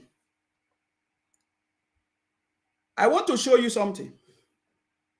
Even Obi himself knows that he goes nowhere. But his obedient people are the one causing problems. Fighting everywhere, trying to destabilize everybody. Huh? Let me show you something, because we have a lot of things to talk about. Listen, the testimonies that we are receiving from people about Obi is nothing to write them about. I have been asking, show us testimonies of people that have benefited from Obi governorship in Anambra. Nobody have come up to say anything. Now, we have been making research. Since you obedient people, you don't want to bring people that benefited from Obi governorship. Come and tell us. No. Now, let me show you the video we saw about Obi when he was a governor in Anambra State. Listen. Tokyo, Los Angeles inclusive. That was not a mistake. Every governor, you see, when these people talk about godfatherism and all that, every governor, including Peter Obi brought Willie Obiano from Fidelity Bank as MD Fidelity Bank. He was never in government. He brought him and imposed it on the people of Anambra State. Willie Obiano became governor. Did you see that? The same godfatherism that you say, oh, Baba Tinubu is the one imposing governors in Lagos State. It is because Obi do not know how to form a strong team. That is why his own failed. If not, why did Obi go and bring somebody that has never been a civil servant, do not have any experience, do not have any knowledge like Obiano? No wonder Obiano failed in Anambra. But he tried better than Obi. Anyways, I get me out. It is because Obi, all the people that Obi have been picking are failures. We remember his campaign chief. We remember what happened to that one. He was indicted of corruption. Obi do not know how to form a strong team. He's already a failure. For you to be successful in any government, you should be able to have foresight. You should be able to see somebody's potential and skills. That is why when you listen to Baba Tinubu, he make reference of harnessing the skills of the people. He knows how to, identify one. He knows how to identify intelligent people to work with him to achieve a result. But look at Obi. Obi failed. Obi tried to be a godfather, but he failed. If you want to call it godfather, Obi went and brought Obiano. Some of you have forgotten.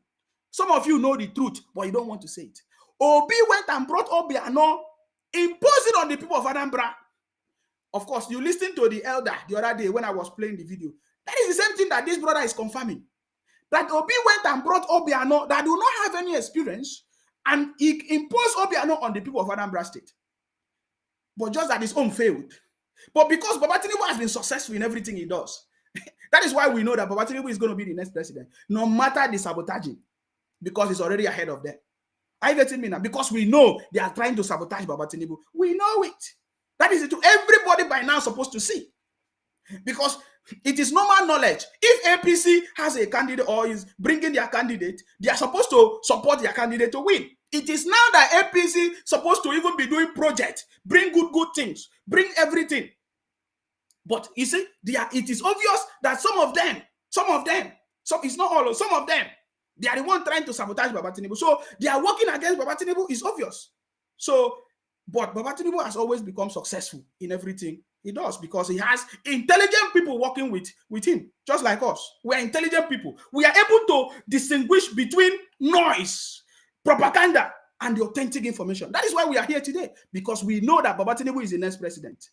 He is the one that is competent. He is the one that has the experience. He is the one. And we know that God will keep him alive to deliver Nigeria. And he's already doing it. He's already doing this. He opened up his mouth. He was the one that started talking about the issues that is affecting the people. Look at Obi cannot say it.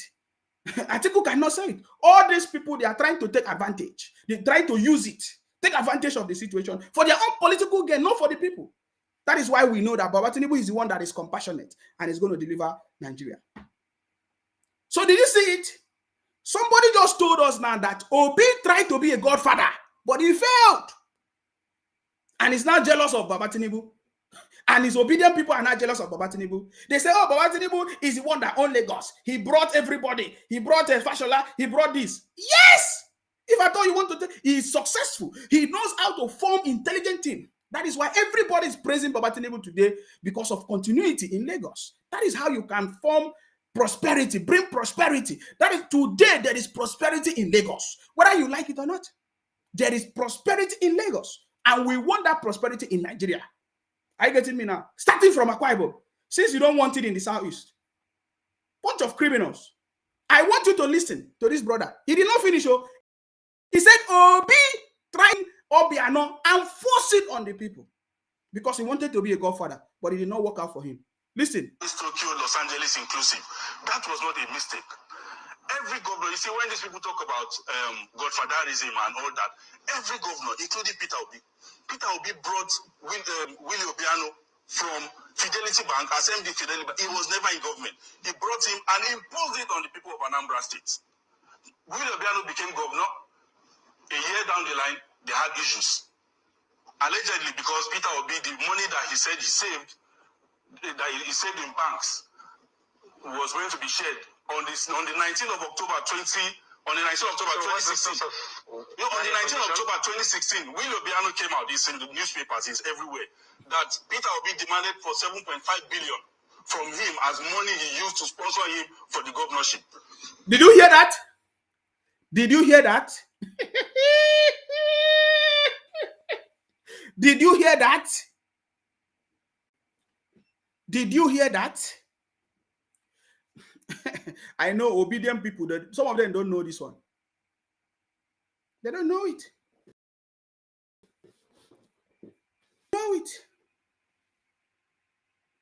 Don't know it. We are talking about Obi today because of his supporters. Because some of them don't know history. Some of them don't understand anything. They are talking nonsense. Mo is coming, no? He has not finished. Los Angeles inclusive. Let me shift it a little bit. Listen. 7 years and 10 months. Just he conducted to sponsor him for the governorship. Willie Obiano was not known to anybody in governance. Peter Obi refused to conduct local government elections 7 years and 10 months. Just he conducted local government election in Anambra State 2 months before he left office. That is not somebody that is prepared for governance at the top level. Asiwaju Tinubu was governor in Lagos State. He conducted local government elections in the space of 8 years and created 36 LCDA so that governance will get to the grassroots. These are things we should be talking about, not these rhetorics about somebody is coming to say there's no substance in appearing in all social media, in all media houses, churches, or everywhere, and start talking about what I will do.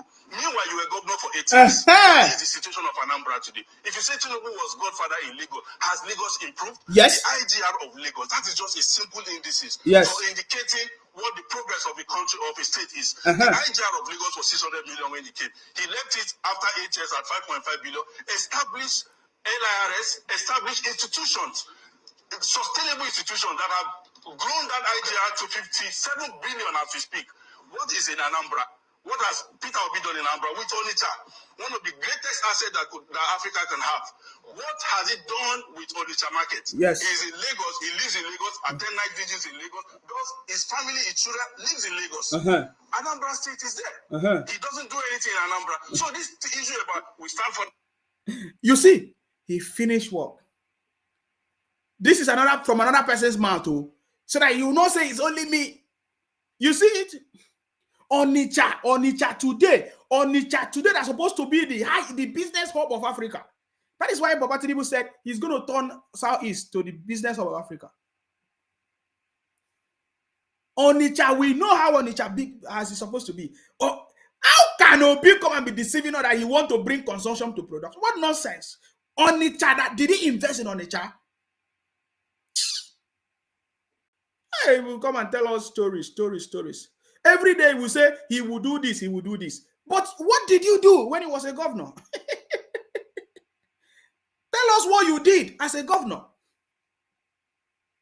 You will do this. Even on channels, they were asking him. He couldn't say what he did. Look, you have heard it from another person. Obi had opportunity. Obi had opportunity to turn Anambra around. Did he do it? He didn't do it. Did he do it? Did he do it? Did he do it? No. Do you see what Baba Tinubu did in River State? All the parties came together to support him. APC, PDP, SDP, and Accord. They all united to support Baba Tinubu. We are taking over, guys. Don't allow anybody to deceive you. Understand me? Somebody was asking me, what did Baba Tinubu say? What did Baba Tinubu say about the new Naira? You know, I'm just missing the information small because I don't want to. I just pity some of these obedient people because I don't know where you are going to stay after this election. Because you're already causing problem in Lagos, you're already causing problem in Akwa Ibom, you're already causing problem in Delta State. I don't know where you are going to stay after this election. You understand me? I want you to listen to Baba Tinubu addressing the issues that is actually affecting the people as we speak. I want you to listen to him. Let me see. Because this advert, I might not allow you to play all, but okay. Let's talk about. Yes, good morning, Rufai. Good morning, Doctor. Good to see you. Great to be from their members. I just want when Baba Tinubu was talking. By two, he's recommending. Sorry, guys. Is that the place? I just want Baba Tinubu talking. I don't want all this nonsense commentary. Oh no. If they are not ready to do the work. Okay. Hold on, guys. Let me get it. By Nigerians. Following the advice of the Council of State, Tinubu urged the federal government and the CBN to announce that old notes and new notes, especially the non-withdrawal notes and coins, should coexist as legal tender for the next 12 months, to follow examples of countries that successfully implemented similar monetary policies to ease tension in the country.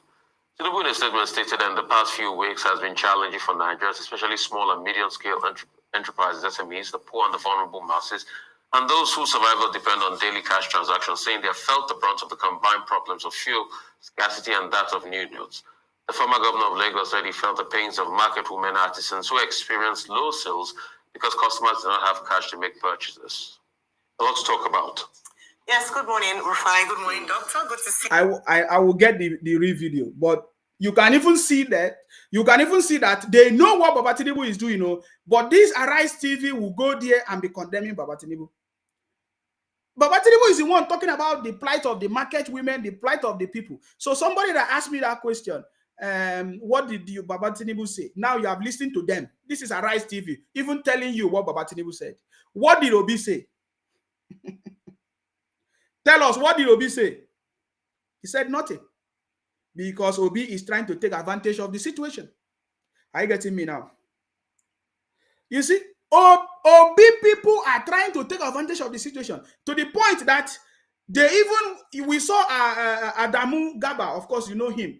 You know, there was a statement he made. Obedient people are trying to use it against him. I want you to listen to these people. This is the North. This is how the North, they are perceiving the Obi people. I want you to listen. Obedient and their usual propaganda. They are always. What did he say? Obedient and their usual propaganda. This is the North. This is a Northerner saying it. So, do you think that the North will vote for a propagandist? I don't know. I don't know why you people are believing lies.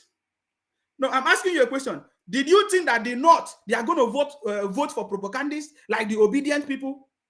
They run propaganda every day. I did not say it. Listen to him. Obedient and their usual propaganda. They are always full of propaganda. We know them. We know them. Simply because they are defeated. They are defeated. They have nothing again at all. You see? To campaign against Asiwaju Tinubu, to campaign against the APC, to campaign against the current President Muhammadu Buhari. They are now digging all over fake news. Yes. All over, trying to find a way to create confusion against me. But they don't know. They have lost it. They went in the first, for the first time, and dug all my information, including some things that I don't even know where they got them from. You know, a clear violation of my privacy. They published my phone number and asked people to be calling me. You know, associating me with the company I used to work for, that this one and that one, simply a sign of defeat. The second Sorry, before you continue, if you listen to what I said before, I said, where will these obedient people stay? Because we know that they are going nowhere. They go to the north, they have caused problems. And now the northerners, they see them as propagandists, full of lies. You just listen to one now. They are already seeing the obedient people in the north as propagandists and liars. They go to the southwest, they go to Lagos, they cause problem. They go to Delta, they cause problem. They go to Akwa Ibom, they cause problem. They go to Rivers State and cause problem. Where will these obedient people stay after this election? I'm asking question. We know that Baba Tinubu wants a united Nigeria. But where will you stay? Because when you have caused problem with everybody, you are fighting everybody, where are you going to stay? At least I'm not the one saying this one. You have listened to the northerner, what they are saying. Listen. Let me go back there. You know, of 2 wives and 8 children, and that I'm a gay. You see? This is one of the most laughable things that I've ever seen in my life. So they went ahead and published it. And today again, since yesterday and today, they are busy trending that I left APC. Me, Asiwaju is in APC, and you expect me to leave APC when Asiwaju is the one that is holding the ticket. Do you really make sense? In fact, simply because the way they are, I think the way they love me, you know, in their Labour Party so much, and they're dragging me so much into the Labour Party. They're doing everything possible to show that I have left APC, I have jumped into the Labour Party. You guys are just jokers. They are complete jokers, you know. Why? Because you can't market an unmarketable candidate, an isolated candidate, yes, a candidate that is pushed by anger, the candidate that is pushed by deceit. He's full of deceit, full of fake statistics. Everything about him has nothing, completely dumb. He has no program for this country other than IPOP and ESN agenda. And then you are trying to bulldoze him on Nigerians by blackmailing everybody. We will not allow you. Nigeria can only be ruled by those competent, capacitated, patriotic citizens of Nigeria. Wow. We need committed leaders that are prepared, like Asiwaju Tinubu. Not some jokers like maybe the candidate you are promoting, Peter Obi, or the candidate that want to sell the whole of the country. Atiku. Nigeria is not for sale. Nigeria is for people that will do the right thing. And I believe that Asiwaju Tinubu is the answer. So APC, if you want me to market the party more, APC is my party. And there is nothing you can do. APC will continue to rule Nigeria from now to 2100. For the next 80 years, APC will be in power. Count on this. Did you see it? Did you see the way he described Obedient and Obi and the Labour Party in the North? This is the mindset of the Northerner about Obi, Labour Party. They say that Obi is IPOP, is Biafra, is ESN. That's it. That's it. And it's the truth. That is why they are causing problems. They are forcing people to support them. They are forcing people to support them with guns and bullets.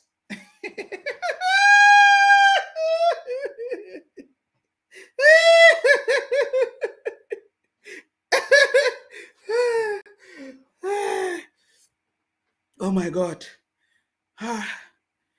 God, I was getting ready to prepare for this laugh. The laugh I'm laughing now, I wanted to use it for my Christmas. But these people are just making me to. Every time I come online, I'll just be seeing them running propaganda every day. I said, what is going on with these people? What is going on here?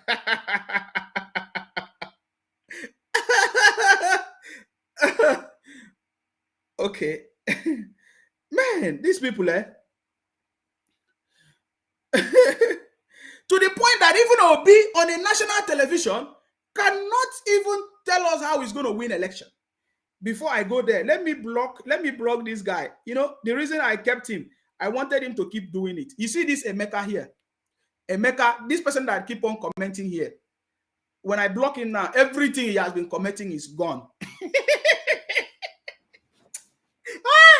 Nsima, you are wonderful. If I block this Emeka Light, all the thing he has been commenting on my page, he's scamming my page or spamming my, everything is going to go. So let me just block him now. Just to let you know that they are criminals. Let me block him. They are criminals, guys. Don't.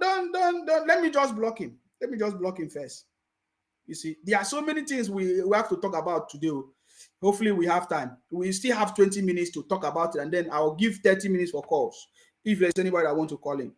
You understand me? Because Baba Tinubu is the next president of Nigeria. I'm telling you, he's already leading. Asiwaju is leading. He's ahead of them.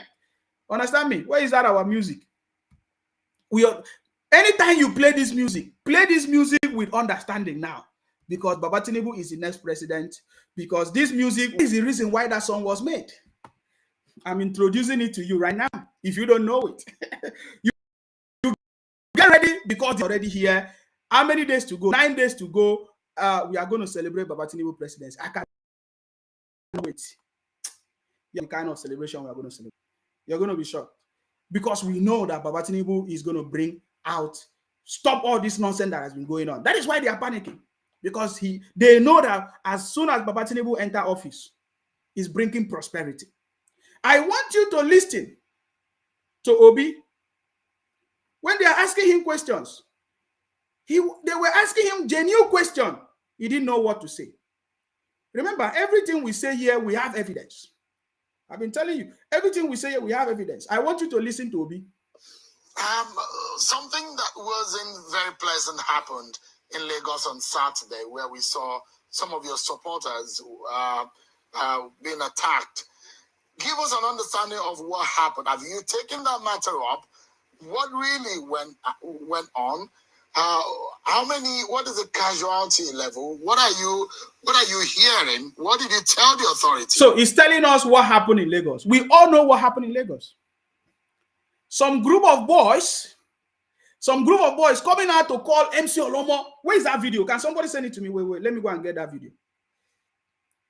Oh my God, where is that video? Where is that video?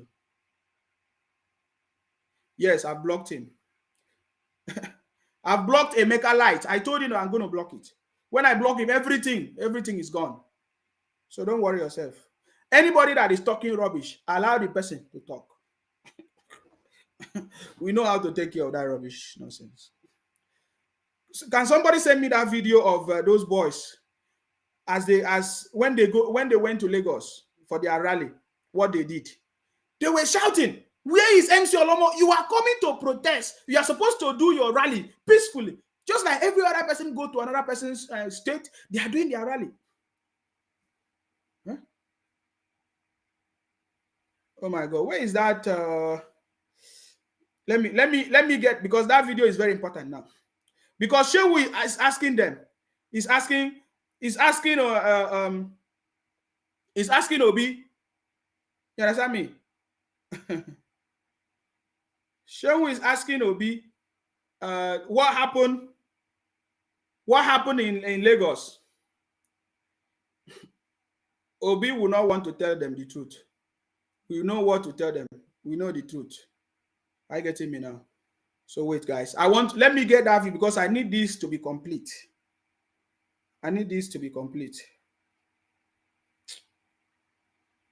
If you have seen that video, please send it to me if you have it.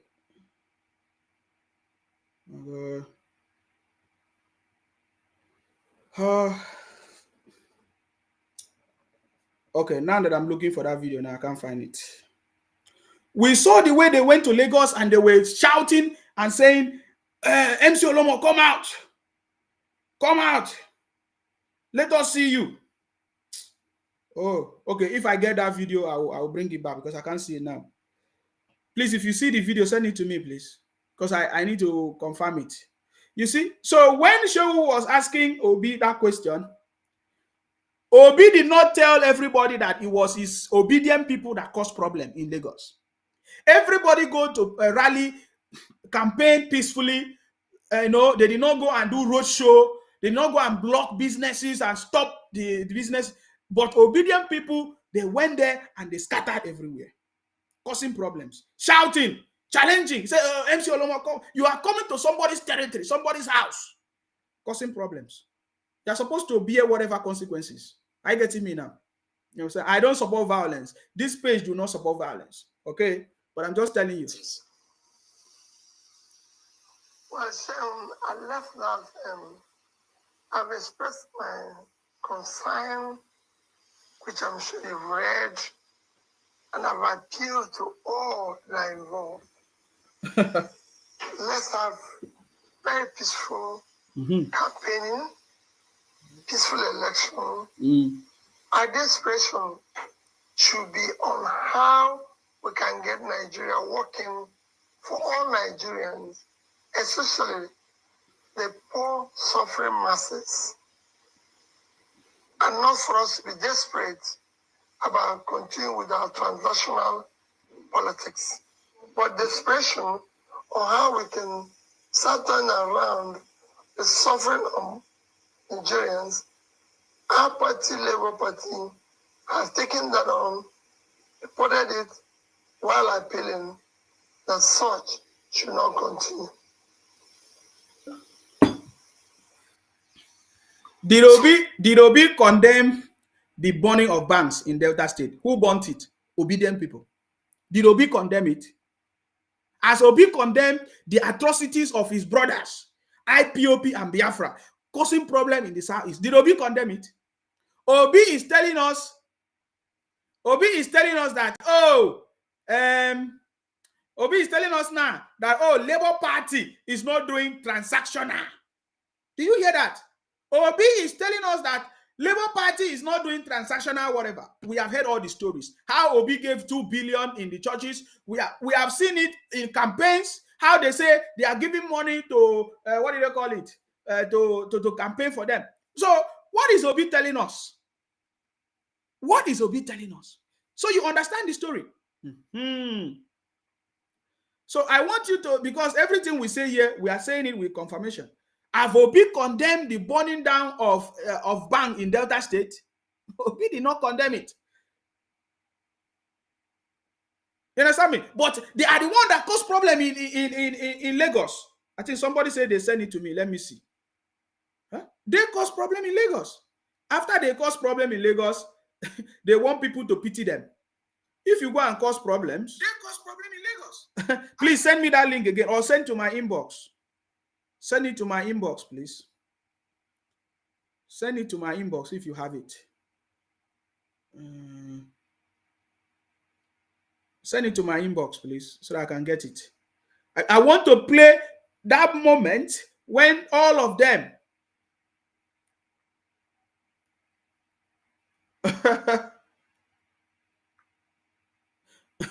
look at the comment here. Somebody said, Nsima, I love Akwa Ibom people and I respect them a lot. And I believe His Excellency, Mr. Peter Obi, is older than you. That alone you should respect. Am I insulting him? I'm not insulting anybody. I'm telling you what is going on. Oh, okay. This person cannot send me this thing now. Please, can you send it to my inbox on my WhatsApp? Anyways, okay, we move. You understand me? The obedient people bomb banks in Delta State. Where is the statement from Obi condemning his people, his supporters, burning banks in Delta State? Because they want to cause havoc. They want to cause problem in Nigeria so that they will say, Buhari government is not good. It's anger. There's anger. Which anger? Anger, idiot. Everything that is political. You understand me? Anger everywhere. What anger is that one? So let us continue. I want you to listen to Obi. Obi do not know how he's going to win election. Obi is not there to win election. He's there for his own political gain. That's why I'm asking him. Is he doing it to get appointment? I'd like you to clarify a few of these issues. There is this issue of a 2 billion naira to clergies. What do you have to say to respond to this controversy? Cheryl, you know me very well. I don't even have 2 billion naira. Talk less of giving anybody. Hey! What am I giving them 2 billion for? They are clergies. They should be praying for the country. They don't need money to pray. I haven't even, everybody knows me and the church and everything. So I believe that the clergies also have a problem. Their followers are suffering. So they want good governance. Why would I give them money? They should give me money to be able to support me in terms of being able to run around for my campaigns and everything. Because my going around, I have to pay for transport, I have to pay for this. So if everything I expect them to give me money, not the other way around. Say, I've never knowingly gone to any clergy. I can comfortably tell you that I've never given any clergy. I've never given 1 naira to count. Not 1 naira. And if anybody can trace 1 naira, give him a bit of it to count, I'll stop money. I can't. Say I have my allergy for money being wrongly spent. I can't give people who are supposed to pay money for what? God. They should be the ones to do that. Because their job is very simple. They need to pray for a better governed Nigeria. They need to pray for a new Nigeria.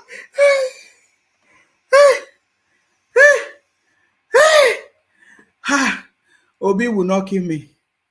Obi will not kill me. Did you expect Obi to say he gave the money?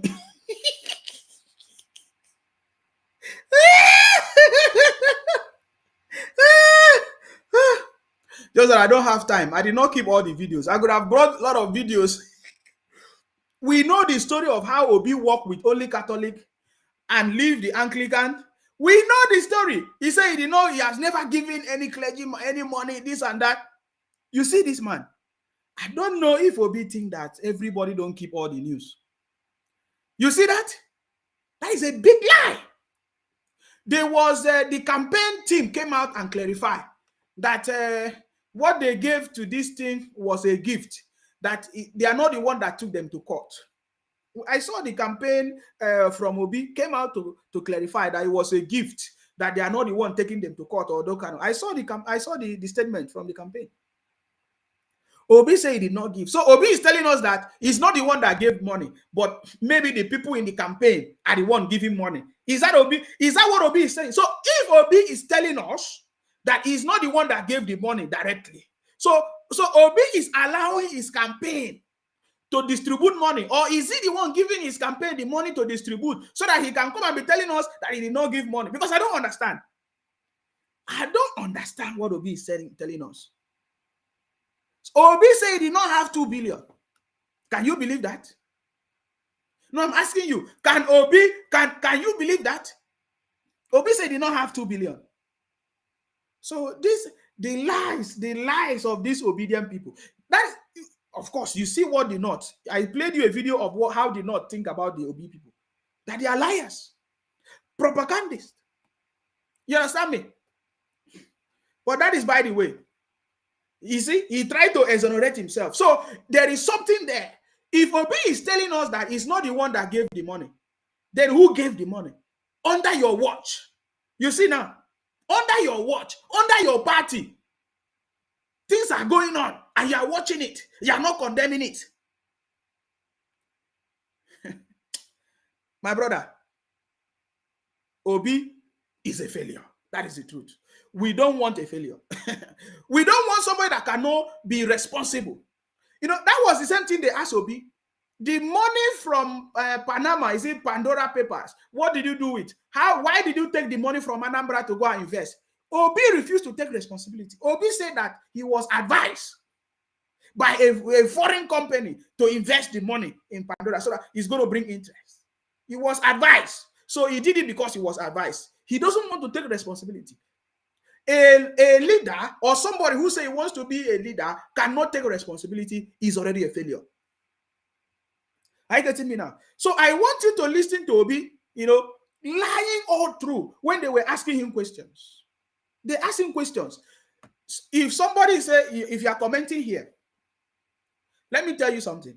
The reason why we are talking about these people is because they say they are our leaders. Obi say he wants to be our leader. So he's subject to public criticism. We can criticize Obi. We can talk about him. We can, dissect him to see if he's qualified to be a leader. Obi is not a leader. Obi cannot be our leader in Nigeria. He cannot be the president because he's not even holding to his responsibility to things that go wrong, even in his party. He's denying everything as if he's a saint. Can you listen to that? He even went further to say that he doesn't even have money. He doesn't even have 2 billion. So he's going there to get money, right? Why are you going there? Because you don't need to be a president to cause change in Nigeria. You don't need to be a president to cause positive change in Nigeria. So if Obi say he doesn't have money, I told you guys before that Obi said he does not have money, that if he has money, he will not be contesting for election. I told you that Obi said that. So some of you were denying me. Or you say, oh, it was not true. I am going to bring the video, but not today. I have the video. I'm waiting for the time. A few minutes, 9 days to go. I will bring the video. Obi said that if all this money that they are mentioning to him, it was about the issue of Pandora. If he has all this money, that he won't be here contesting for election. That is what Obi said. Now Obi is telling you that he does not have money. So what is he going to look for? Is he going there to get a job to get money? Public service is not about money. It's for the people. It's for the service of the people. Are you getting me now? So that is where the problem is. We know that Baba Tinubu is not looking for money. After all, they have been saying he's the Jacobin. So we know that Baba Tinubu wants to put Nigeria on the right track.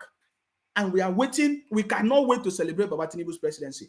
I want you to listen to Obi. When questions were asked, I want you to listen to him and use your own judgment, not me analyzing it. Obi even told us that he has one shoe and one watch. Is that true? One hand watch or whatever. Hey, it's a terrible situation. I don't have time for the lies, but I just want you to listen to him when they were asking him questions. Listen to the things he keeps saying. He said, I will do this, I will do this. What did you do when you were governor? He can't say it. Listen to him. Well, let me take you here to another quickly because I have a whole lot to ask you. Did you hear, it's been in the news, that some leaders of the Labour Party in the Southwest have since dumped the Labour Party and support for you. And this is what is said in the news today, quote, Peter Obi lacks the clout to win. How do you react to this? Or how does it? So we are not talking about this brand of politics of yesterday. So I don't want to be trapped in the process of yesterday. Those who think about yesterday and today will miss tomorrow. So I'm committed to a new Nigeria. That new Nigeria is not Nigeria where you do all sorts of gamings that are practiced yesterday. I'm talking about let's discuss what will take Nigeria out of its present predicament, not issues of yesterday. This is the politics of yesterday. It's a transaction. They are asking Obi, how are you going to win election? All the Labour Party, all the structures in the Southwest have been collapsed. And all of them are joining Baba Tinubu, Asiwaju, because that is the way to, that is the place to go. That is the future. They have collapsed everything. And they are asking Obi, what do you have to say about that? Do you know what Obi said? Obi said, we are not worried about what happened yesterday. It's a politics of transaction. Politics of transaction. You see that? He keeps saying, let us discuss how we are going to take Nigeria. What? Discuss what? It's a terrible situation. Obi, how are you going to win? The little structure you had before in Southwest, they have collapsed it because they know that you are not going to win. And they have said it. And they're asking you, how are you going to win? How are you going to survive it? Answer the question. You keep pretending and be telling us stories. Obi is a storyteller. Listen to him. Politics. I'm not in transnational politics. I'm not in it where you have to carry people or do this. I'm talking about what do we do to build a better Nigeria, where the young youths of Nigeria will be gainfully employment. So our unemployment, I told you, I moved from 10.something% in 2012 to over 30%. That is 3 times, 200 times. Hey! So we have a country where our debt in 2012 is about 10 trillion. Today is 44. And so? If you add ways and means, it's almost 70-something trillion. That should be what is worrying us. Not that one Mr. Obi from Oka or so somebody from here have left the party and joined another party. Anybody can join anything he wants to do. I'm concerned about how do we save the country. Our ways and means after 2012 is under 1 trillion. Today is over 23.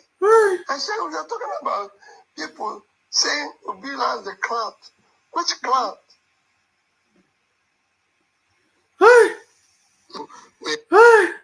You see the response of Obi. Obi said, we are talking about how to save Nigeria. Okay, tell us, how are you going to save Nigeria then? Is it only you that will come and save Nigeria?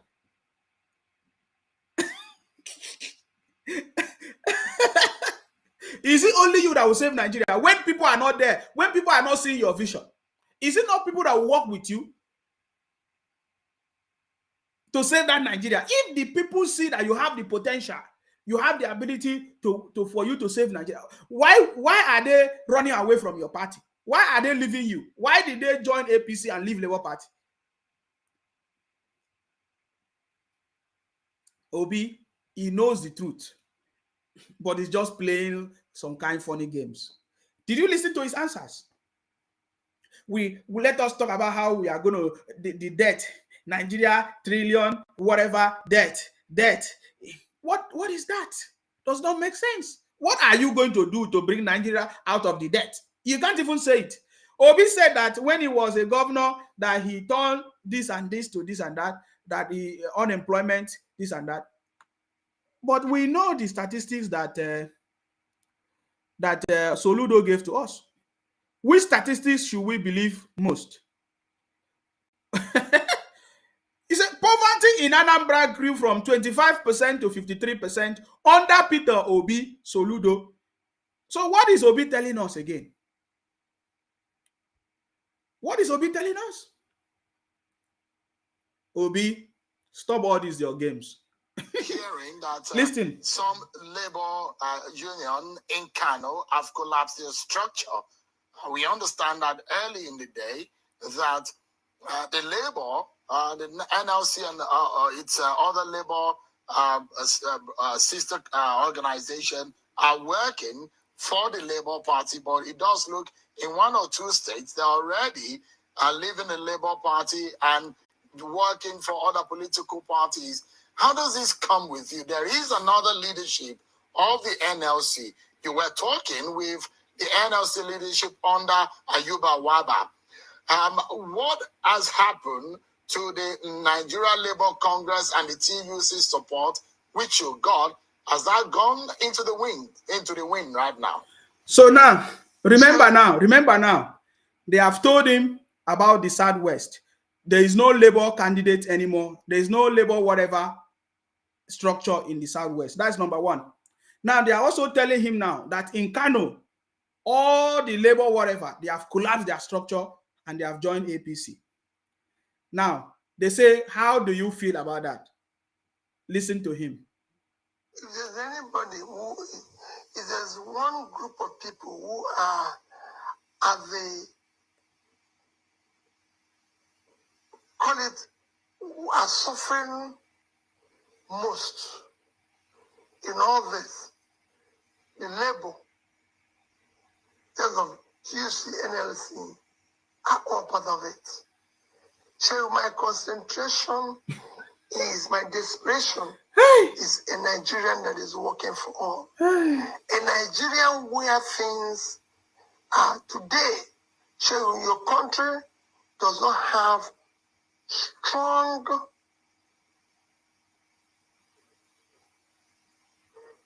disposable, or call it. Why did he pause? Middle class. Oh God. Obi. I can afford to say they exist. The demand, local demand is weak because of inflation, because of unemployment. Inflation is everywhere, all over the world. This is what should be worrying everybody. Yeah. I've looked at various sectors. This morning I was discussing with somebody. Woman said, in Nigeria, despite that the road is not safe, so people don't travel by road any longer because of safety, that even our flights. So can you now believe that Obi is a storyteller? So I lack patience to listen to a storyteller like this, because he's not even telling the real stories. Obi is not telling us the real stories, the reality. They are asking him, how are you going to win? You cannot, all these things that you are talking, you can do nothing if you don't win. And because we know that you are lying, you are telling us stories. Anybody can come and talk about Nigeria, whatever. So as you can see, Obi is a storyteller, and I don't have that patience to listen. I want to go to the next question, because Obi was just telling stories. He did not answer the question. He did not answer the question. That's why it was this interview that made me to say that Obi knows that he's not winning election. Obi is not there to win election. Obi is just there to keep inciting the people. That's why Obi do not even like Nigeria. As Obi said any good thing about Nigeria, Obi, you listen to him, he keep mentioning the death of the country. He keeps saying, oh, people are this. He never said any good thing about Nigeria. This is the country he wants to lead. He thinks that when he keeps on demarketing Nigeria, that it will now favor him to become the president. That is Obi's strategy. That is maybe the kind of business strategy that they do in Onitsha. They want to spoil another person's business so that their own will look real. That is what Obi is doing. Obi don't even like Nigeria. That is why that brother from the north said that we know the agenda of Obi. Obi wants Biafra or IPOB or ESN. Did you hear him mention any good thing? I will play another video. You will see that Obi did not say any good thing about Nigeria. Nothing. He keep telling us this and that. Obi is not saying that Buhari have constructed the second Niger bridge. Obi is not telling us that, oh, look at how some people are sabotaging the people. You know, the services that is meant for the people through the new Naira note or the first cash. Obi is not saying that. Obi is looking for more things to demarket Nigeria, so that he's thinking that when he demarket Nigeria, it will not favor him for people to support him. Why we know that Obi is a pretender. Obi do not want Nigeria. If you want Nigeria, you cannot be abusing Nigeria. This is the same thing that Biafra people have been doing for a long time, for over 11 years. This is the same thing that Biafra and IPOP they have been doing. They have never said any good thing about Nigeria. It's the same strategy. That is how we know that Obi is Biafra. Obi is IPOP. We know it.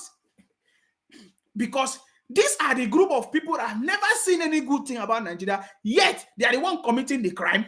And then when they commit the crime, they will not say Nigeria. You see? So that is not going to happen again. I don't know if after all this interview, did you more than 11 minutes, he did not say any good thing. He keeps saying, we want this. What is that? We know that every administration, there is political sabotage. That is what is going on in Nigeria right now.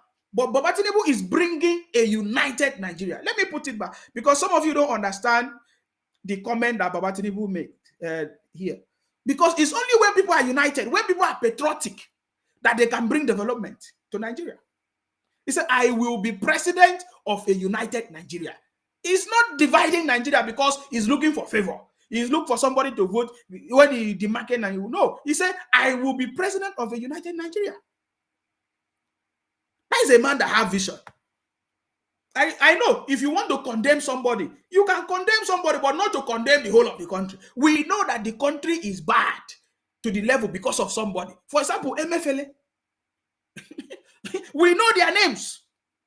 You know, if somebody should say Nigeria is difficult now for the past 2 weeks, who caused it? MFLA. Just one person. Some people will say, let me add Buhari. Okay, MFLA and Buhari. Or MFLA is the one pushing Buhari. Or who is pushing Buhari?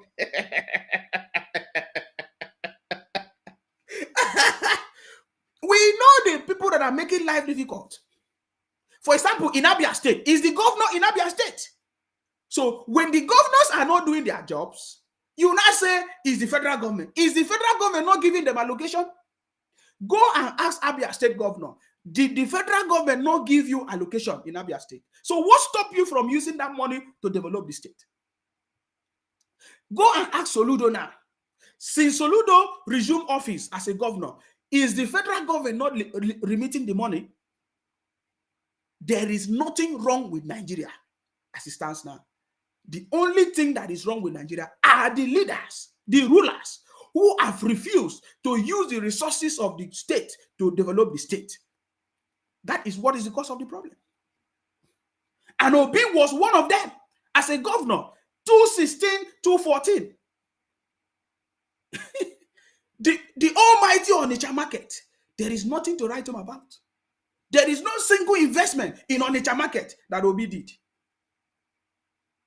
And will come and be telling us how the country is so bad, how the country is so bad. Is it not because of different bad people? Like MFLA? What are you going to tell me about MFLA? That even after the people are complaining, instead of you to reverse your policy or say, okay, fine, we will allow Nigeria to continue, we are going to look into it and look for a better strategy. Because of their own political interest, because of the shame, because of their own political gain, they refuse. They still want to maintain what they are doing when people are suffering. So what is the essence of these policies? Is the policies not for the benefit of the people of the country? So if the people of the country are suffering, is such policy okay? These people are a bunch of criminals. Obi is coming here to preach for us. Do you think that we are in church? Go to church. Of the NNPP. So Obi is a storyteller. We have seen it. We have confirmed it. He only said, I will. He never said, look at what I did. Look at what I did. I will. I will is easy. Everybody can say, I will do something. Listen, this is another question to him. And listen to, they have told him that all your Labour Party, all the structures in the Southwest have collapsed. They told him all the Labour Party in the Kano, they have collapsed everything. Now listen to another one. Who in his own view, he sees you as someone who doesn't have a base and you don't have the kind of structure that can win election. All of the ideas that you're talking about tonight, or you've been talking to your supporters about, can only come to fruition if they give you the opportunity to be Nigeria's next president. Exactly, Shehu. This is the first time Shehu says something that I like. All the story you are telling us, Obi, you can't do it if you are not elected. All the thing you are talking about, Obi, all the story you are telling, you can't do it if you are not selected. Some people will say selected, elected, or if you are not declared the winner. Are you getting me now? And the people that are supposed to help you to win, all of them are collapsing their structures. They have collapsed in the Southwest. They have collapsed in Kano. Tell us, how are you going to win? How are you going to survive it? Yeah, you keep on telling us, what you focus in is a new Nigeria. Which new Nigeria? Are you going to change the name? You have been described by your opponent as a social media favorite, and that you are just your social media president and not on the ground. A lot of your supporters and those who have not made up their minds tonight are watching. How do you convince them that you have the kind of structure or what it takes to win this election? You have been saying that in fact, you have been said that you will come a distant third. Your opponent said you might come fourth. These are some of the permutations. What are you reading? What gives you the assurance that you can win this election, Mr. Obi? So when you started your program this evening, you said that Peter visited the market and people came out in their numbers. And you saw the numbers. The numbers are physical. You know, when I started, they said the 4 people tweeting in a room. Now they're saying, I don't have the structure, I don't have the number. The numbers will be determined by the voters. My biggest structure, I've said it, is the Almighty God, followed by the people of Nigeria. Did you hear that? Whom I'm pleading with, let's build a new Nigeria. A new Nigeria is possible. And I'm committed to it. Also, hold Dati, Baba Ahmed, and Peter be responsible for that new Nigeria, where Nigeria will be secured, Nigeria will be united, Nigeria will move from consumption to production, where there will be rule of law, a greater environment that will attract investment, where we'll fight corruption to its minimum. Because 2 of us are coming from a background where there's a consistency in the past, there's a track record. Mr. Obi, what is your own view, or how do you situate things? This is one of the things that has been said about you. When you promise and you are said, you come out to say, look, hold me responsible. I'm going to turn around this country. And you've been criticized. There was the interview I had with the former governor of Lagos State. Amongst those who are running for president, who are in the front running, yourself, the NNPP presidential candidate, and the APC presidential candidate, you are former governors, 2-term governors. Now, and in that sense, Mr. Fashola was saying, making reference that it was only Tinubu that has a record or track record that is being copied by other states. Now, when you said that you were going to turn things around, there are those of your opponents who have criticized you to say, look, Mr. Obi may not have a full understanding of the workings of the federal government, that things are more complicated than he thinks. And you have promised that things will not be as usual. You will change things. How difficult have you learned that things are in the federal government or running the nation or being a Nigeria's president? Are you hoping that there might be some surprises? Yes. That you get into office? He believe in God. Sorry, before Obi speak. He believe in God. Obi say God is his almighty structure and then the people. He believe in Obi just believe that there's going to be a miracle that is going to happen. But that miracle did not happen when he was a governor. Chai. Let's listen. I don't think there's any surprises. I don't think there's anything that's complicated. You know, I don't think so. That was what they were telling me when I was going to be governor. They said, oh, you've never governed before. You've never been a civil servant. You don't know how civil servants work. Civil servants are the most difficult people to work. Civil servants are thieves, teachers are this and everything. I can tell you, Sharon, I worked for them for 8 years. I do not see all those things. They're being accused of and anything. They became partners in progress. It was, for example, let me use the education.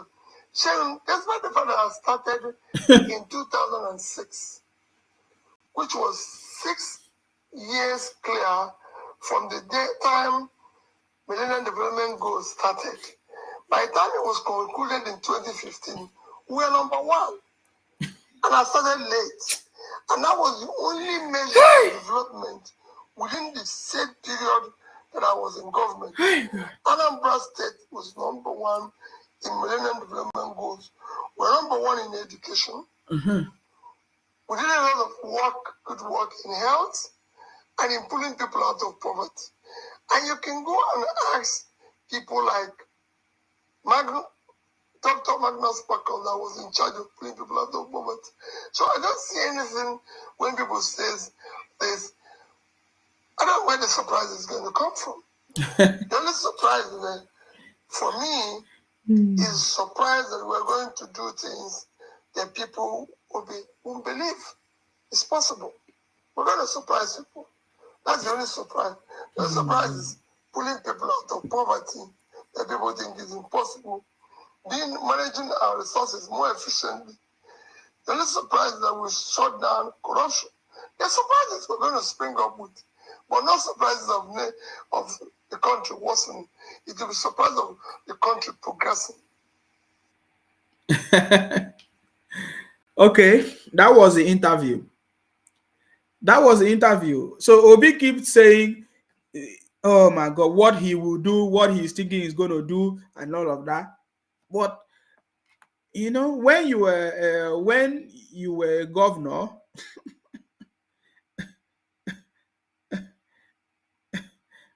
you didn't do anything. We didn't see that surprise. Nobody talks about the surprise up to today. Nobody talk about your surprise in Anambra. So I don't know how you are going to manufacture this surprise this time around. So Obi matter is too. So when you see the obedient people shouting, it's because of the way Obi is. They are just shouting daft. Look at this one now. This one say, I will advise Igbo to vote Atiku to win instead of these two Boko Haram to win. So they want Atiku. I've been hearing them say that. Look at it. When three of these people, Obi, Atiku, Kwankwaso, when they were together, they did not win. It's not that they will win. I don't know why you guys are dreaming. You people like to dream. I don't know. The dream that you people are dreaming, I don't know where you people are getting this dream from. I don't know. Obi just 4 months ago, 4 months party is telling us that 4 months party have this big vision. Can you imagine that thing? APC that have been there, PDP they have been there. You understand me? You don't go and learn. You need to go and learn. Are you getting me now? Yeah, Obi and their people need to go and learn because it's just 9 days. So if 9 days they are asking you questions, how are you going to win? The people that are supposed to support you, all of them have collapsed. They have joined APC because they see you that there's no way for you.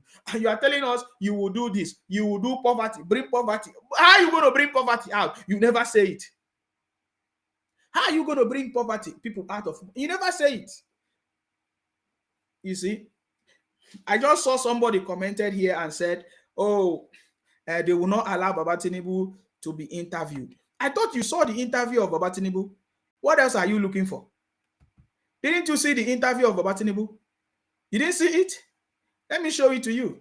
I want you to listen. To sit here and reveal all my strategy. I first speak among the three of us, right? So they will spy on me. So you will have a limited answer here today. I know that you can bring me back. It is no longer news that Baba Tinubu is the best. You see, many weeks of people trying to sound on Baba Tinubu, oh, that he cannot speak or is not okay, is not well. But I believe, from the last debate, live debate, we are giving directly to Baba Tinubu and he answered them. I believe that now many people have been convinced that Baba Tinubu is the best man for the job. Because in the debate that took place some few days ago, I would say, the person that performed the best is Baba Tinubu because he actually gave us the real answers and solutions that is going to bring proper prosperity to Nigerians. And this is the reason why we are supporting Baba Tinubu, the Jackaban, city boy, because we know that he's the right man for the job. I just want you to listen to him. Partnership with the private sector to create a job, to put an incentive there. If you hire 500 new employees, why can't I, as a government, give you some tax incentive to offset that payroll and the pension contribution? Private sector driven opportunity, tackle the power problem head on. People can work by themselves. A common school driver can create a path to fortune if electricity is taken care of. and other infrastructural areas. Very brilliant. Very, very, very brilliant. I want you to listen. More is coming.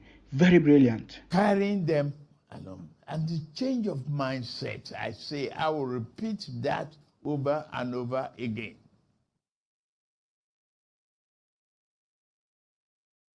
Patriotic commitment, the conversion of negativity to a positive drive. So, as you have listened to Baba Tinubu now, even as Baba Tinubu said that he doesn't just want to give out all his ideas, people will not steal from it. He still went, that the only way out for us to bring Nigeria out of this situation is to bring everybody along. Because Baba Tinubu knows that over 70% population of Nigerians are youth, graduates that are very skillful. We have a lot of skills and they are engineers, scientists, and all of that. Baba Tinubu knows that the only way to bring prosperity to Nigeria is to make sure that youth are given opportunity. This is one of the most, in fact, the major point that I've taken from Baba Tinubu's solution to the Nigeria unemployment issues in Nigeria. You see, bring everybody along. That is number one. That particular message, that particular strategy is in the interest of the youth. You can see that Baba Tinubu is passionate and have the interest of the youth. He understands that the youth in Nigeria have not been given opportunities. You see, Baba Tinubu is encouraging every government, every leader to give opportunities to the youth so that they can use their skills, their intelligence, their knowledge, their education to bring prosperity to Nigeria. That is one of the things that I love. The second one is the Baba Tinubu said that with electricity, these issues can be solved because even a truck driver can be able to provide jobs. That is, if you dig deep, he talked about, incentive, government giving incentive to start up and businesses to make sure that they offset their bills. This is what we need. And that is why people like us, we are supporting Baba Tinubu because we know he's the right man for the job. So I believe that all Nigerians can now see, that among all the candidates, that Baba Tinubu is the right man for the job. He has the capacity, he's very, very competent. He has the track records, and he has the team to be able to deliver prosperity to Nigeria. All of us here, we are making sure that we support Baba Tinubu and we, so that there's prosperity, we are interested in prosperity. That is the reason why we are supporting Baba Tinubu, because he has the capacity, the ability, the strength, the experience, the knowledge, the team to bring prosperity to Nigeria. That is the number one thing. We want the wealth, to go across. We want the wealth. We want every Nigerian to enjoy the wealth in Nigeria. Thank you very much and stay blessed. That's it. That is why we are supporting Baba Tinubu. You understand me? Initially, they said that Baba Tinubu is dead. How many of you remember that story? Now, Baba Tinubu is talking. They are no longer telling us that story again. Before, they say Baba Tinubu is not talking to the media. He cannot talk to the media. Now, he's talking to the media. He's talking to everybody. They are listening to him. They don't know what to say anymore. There and there, they'll just be bringing videos and say, oh, look at what he did. He made mistake. He do this, he do that. All those things does not make sense. Baba Tinubu is the next president of Nigeria, and we are waiting for Baba Tinubu presidency. So I think it's going to be too long. Please, I want you to, if you want to call in, you are free to call in now, please. We don't want this video today to be too long. Okay, so if you want to call in and make your contribution, the line is open, please. We have done 2 hours, 31 minutes. Wow. So we have been talking for this long. Yeah, please. So the number is here. You can call in and make your contribution right now if you want to make your contribution. There's a lot of things to talk about, but let me just keep it short for tonight. It's almost midnight in Nigeria. We'll continue the conversation because we know that Baba Tinubu is the next president of Nigeria. Only the crowd today in Oyo State, Ibadan, is a proof. When you also look at what happened in Rivers State, you are going to confirm that Baba Tinubu is the next president of Nigeria. Let nobody deceive you guys. Look at the crowd. Hey. Let me show you the crowd so that you see.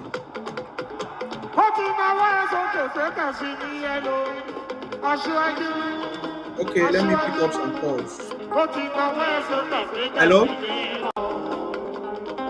Hello? Yes, I salute you. Please go ahead. Yeah, go ahead. Well, you know who they talk now. You know who they talk. Yeah, I know who they talk.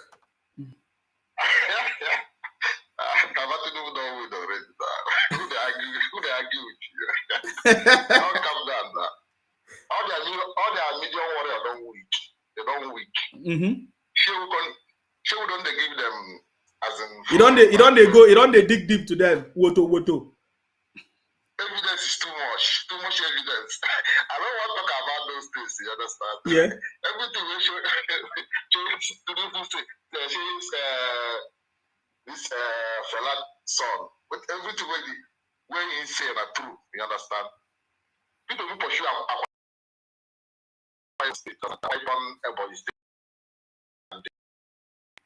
life, you understand? Yes. So, also people to worker. So even people started having problem talking about. I tell them stop these things.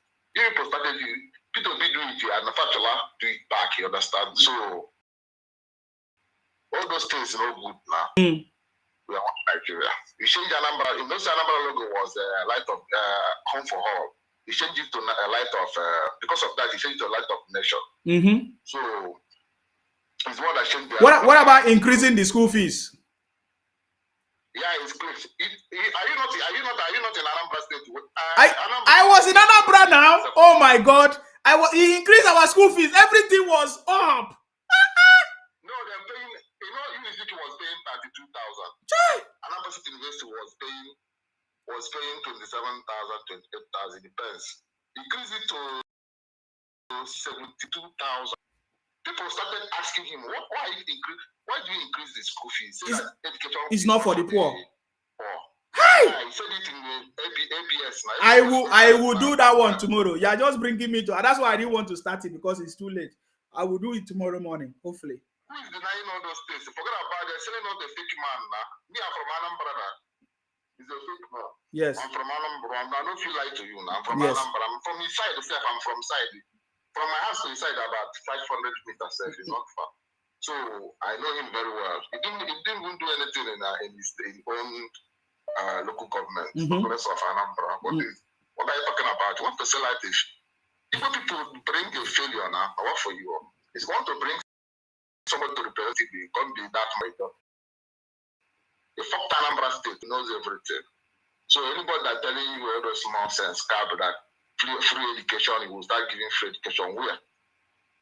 When Imo State, Richard Okorocha was paying during the Imo State was free education. Remember, this was paying 78,000. Can you imagine? Our neighboring state is free education in Imo State University. Ask the go and verify now. I'm not lying to you. You don't talk like Obi, go and verify. Music was paying 32,000. Music was paying 32,000. Music paid 32,000 more than 10 years. But no, 32, 31, it depends. No, music was paying 22. No, 2006, music was paying 22,000. So if you admitted new student, you will pay 32,000 everything. But to normal school fees 21,500. Sorry. Let me call it 22,000. Anambra State University was paying 27. In 2008, people increased it to 78,000. Said education is not for the poor. Law student was paying 100. Why medicine is 120? I know everything happened now. Some people, all these obedient people, they don't even know the person they are campaigning for. That's the worst part of it. Most of them don't even know the person. We will see, my brother. Leave this conversation. We will talk about it fully tomorrow. Okay. Thank you very much for calling.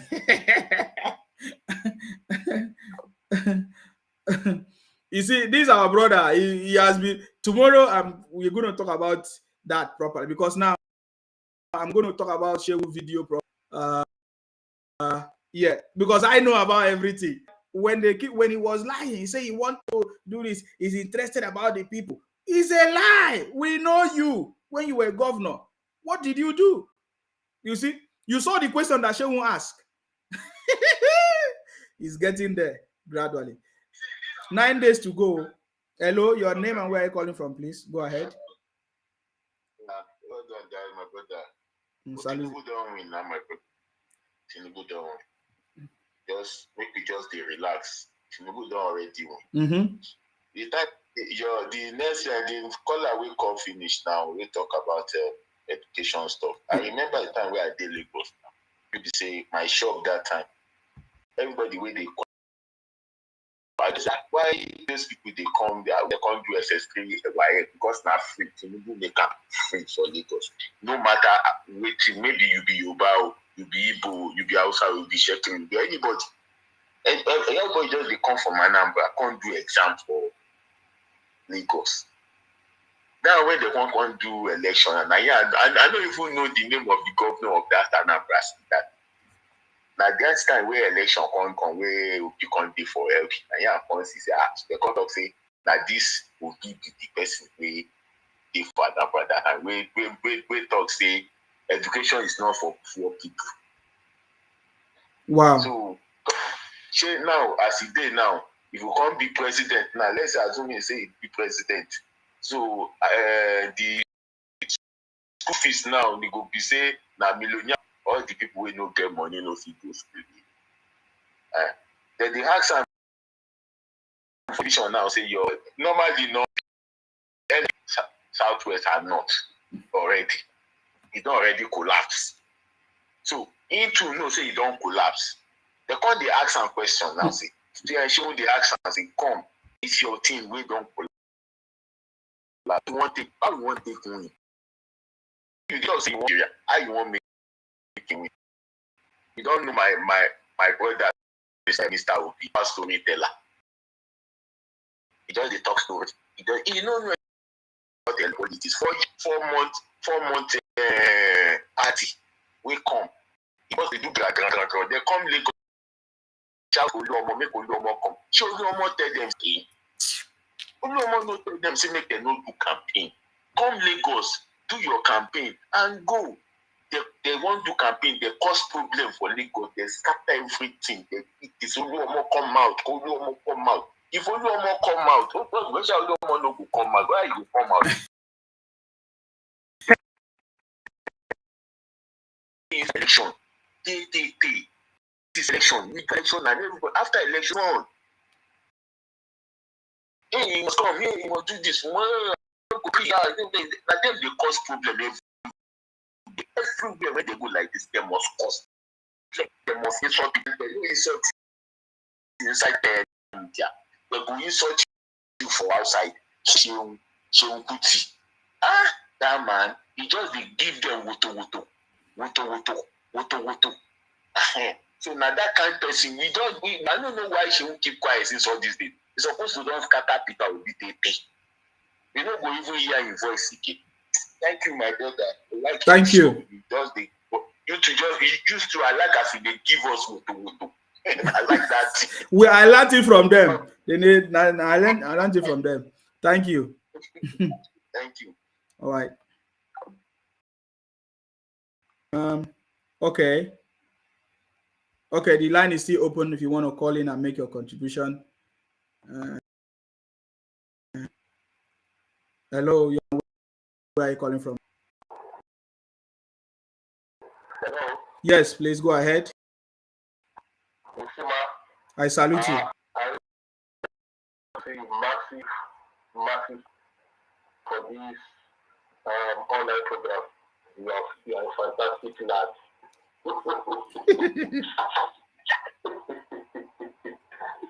Very informative, very beautiful sessions. So, and in fact, almost all the time I can't wait to listen to you talk. Yes. Fantastic in what you're doing. this issue of Peter Obi, sincerely, I was speaking to somebody today, and that person said the intelligent Igbos, the Igbos that have been to higher institutions, that is the way the person put it in the afternoon, that they know Peter Obi that is not sound at all. He lacks basic capacity, very, very basic one, to control Nigeria and to put it onto the larger economic scale. Obi cannot, a dead Tinubu and a living Obi, they are still not the same. Very, very unfortunate. So, come February 25, no two ways about it. They know Tinubu is the man for this job and is getting into that public office. So, but I don't know what is going to become of Obi, whether they will give him maybe ambassador to Kenya or whatever they want to give him. Where is Obi good? Where are they going to give him? I don't know. What happened would they give Obi? The ambassador to Cameroon or Kenya or anywhere in African country, because they can't even do ambassador of Nigeria to America or to UK. It's not messy up. And another thing I want to mention about Obi is not that Obi is even stingy. He's not stingy. He's greedy. He's greed. And when you are greedy, that everything should be mine.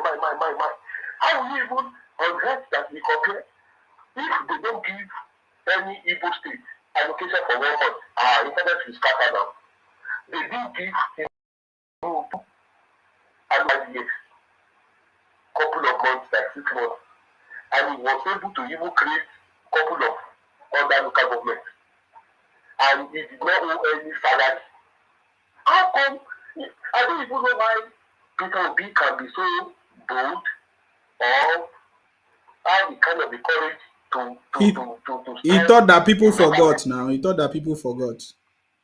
Sorry, you have 2 minutes, so 2 minutes to round off, please. Yeah. Okay. So I make it very soft. If Igbos want to bring anybody out, I've mentioned this before, they should start begging Okondo Iweala. We won't care that she's a female. She's a fantastic woman, very sound in mind, very brilliant. They can bring that woman. She'll be able to talk 1 or 2 things. She will go to any interview, she will pass. They can bring that woman. Obi is ordinary trader. A trader. Just a trader. He has absolutely nothing to offer. They can speak to Jim Ovia, the man that owns Zenith, or what is this bank? That man can call from Igbo land. But all these wuru to the answer, forget about it. You know, carry them go anywhere. And I'm waiting for Peter Obi at some point to congratulate Tinubu as our president. So that is my contribution. Thank you very much. The beautiful man. Thank you very much. I appreciate you. Okay, so that was wonderful contribution as well. Let us hear from this person. Hello, your name and where you're calling from, please go ahead. Hello. Yes, please go ahead. Hello. Yes. Can you hear me? We can hear you. Go ahead. Okay, my name is Collins Areze. I'm calling from Enugu. Yes, please go ahead. Okay.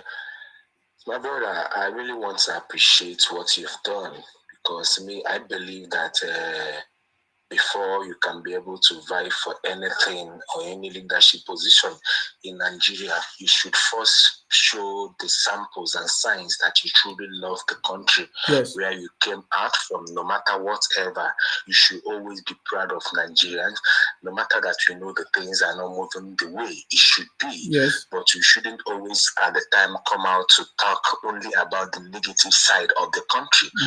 No matter that there is odd, but we should know there is also some positive sides that we have gained. If not for any other thing, we have sustained our democracy without interrupt of military. Again, it's a positive side. So when some people, if you want to make analysis, you think you weigh both sides, both the positive side and the negative side, then you do your arithmetic, then you come out with a better result. But in the sense that you keep on talking about the negative side without even telling us how you are going to make this thing to turn to positive, it's practical something. It's something that is realistic. So I have watched on the interviews with Shehu, my brother. I'm an Igbo man, and I wouldn't be the ones talking bad about my own brother because I also believe in him. But I let people, I listen to what people say within me. I will then judge within my heart whether these people, what they are saying, is it true or wrong? My brother, like what they're asking him, how are you going to win? You are not talking about that. We know it's not. It's something that it's something that we really need. We have a constitutional provision. You have to win about 24 states before you can be able to declare. We know we have brothers in the north. How have we been able to extend hands, fellowship in hand with them before period to this time? It's because of this election that I'm seeing one Igbo trying to reach out to the north because it's election time. It's something that we could have built a long time ago, even before now, so that whenever you come, we will know people will believe in you. So to me, the question Shehu was asking is not getting down to the root of it. You understand? That is my own. You are not getting that. You are not just giving us realistic. I debate interview between him and Baba Tinubu. My dear, I must tell you, apart from age, but I know age is just a number. He answered brilliantly. He tells people what they need to hear. Yes. But to my own brother, he always deviates from the question to another thing. We know that the country is bad. We know that things has gone wrong. We can't keep on recycling that. We know that. Tell us practically what is realistic, how you are going to do this, and you cannot do it alone. It's people that you are going to work with. Yes, because Mr. President cannot be everywhere. You may have good mindset for people today, but the people who are going to work, sometimes when they talk about institution is bad, is because they don't bring strength in institution. I don't actually believe in that, because why? The institution, the policies are good, but it's people that are going to carry out these policies. The problem we are having is human elements, because yes, you may want the good for the people. What about the people we are going to bring in? What about the ministers? They may pretend that they have good motive just like you do, but when they come, they can make things off to paint your government so bad. So how are you going to select these people? This should be a very fundamental. And I think Mr. Baba Tinubu, he answered that he keep the phone running, and then he think and pick the best brain. And also look at people, give people a chance, talented people to exercise and showcase their talents. I love that so much. That is what we should be listening to. That is what we ought to be hearing. The country is bad, and everybody with patriotism, like what he said, is a very, very key. Some people can't even recite the national anthem of Nigeria. Mm-hmm. That is a symbol of love. That is a symbol of value, that you love and value this country. But you keep on blaming them. You must show that simple of valueless, of that you believe in this country first. It takes everybody and the law of law. We need to obey. Just like you said, I don't even know whether the person we are now taking all that is Baba President, Buhari President, which I don't know. To me, I know that is because people shouted at him when he wanted to run for presidency. I believe that is the main reason he's doing this. People are already suffering. The policy is good, but people are already suffering, and you're infringing more suffering on top of the one we are passing through. Inflation things are all over the country. But to my brother, he's not mentioning that. He's just only focusing as if that is only Nigeria that all sort of things are affecting. Other countries are having their own part of share. But you are not he's not talking that so that we can only keep on Nigeria inflation. It's not just Nigeria. That is my own point. It's not just peculiar. So we need people, sincere people, best brain, people who know what they read, who know what they study, not some people who paid off their sorting and get certificate that they cannot even be able to defend. We need people who have wisdom, people who can think outside box and bring out best ideas. That's what we need now.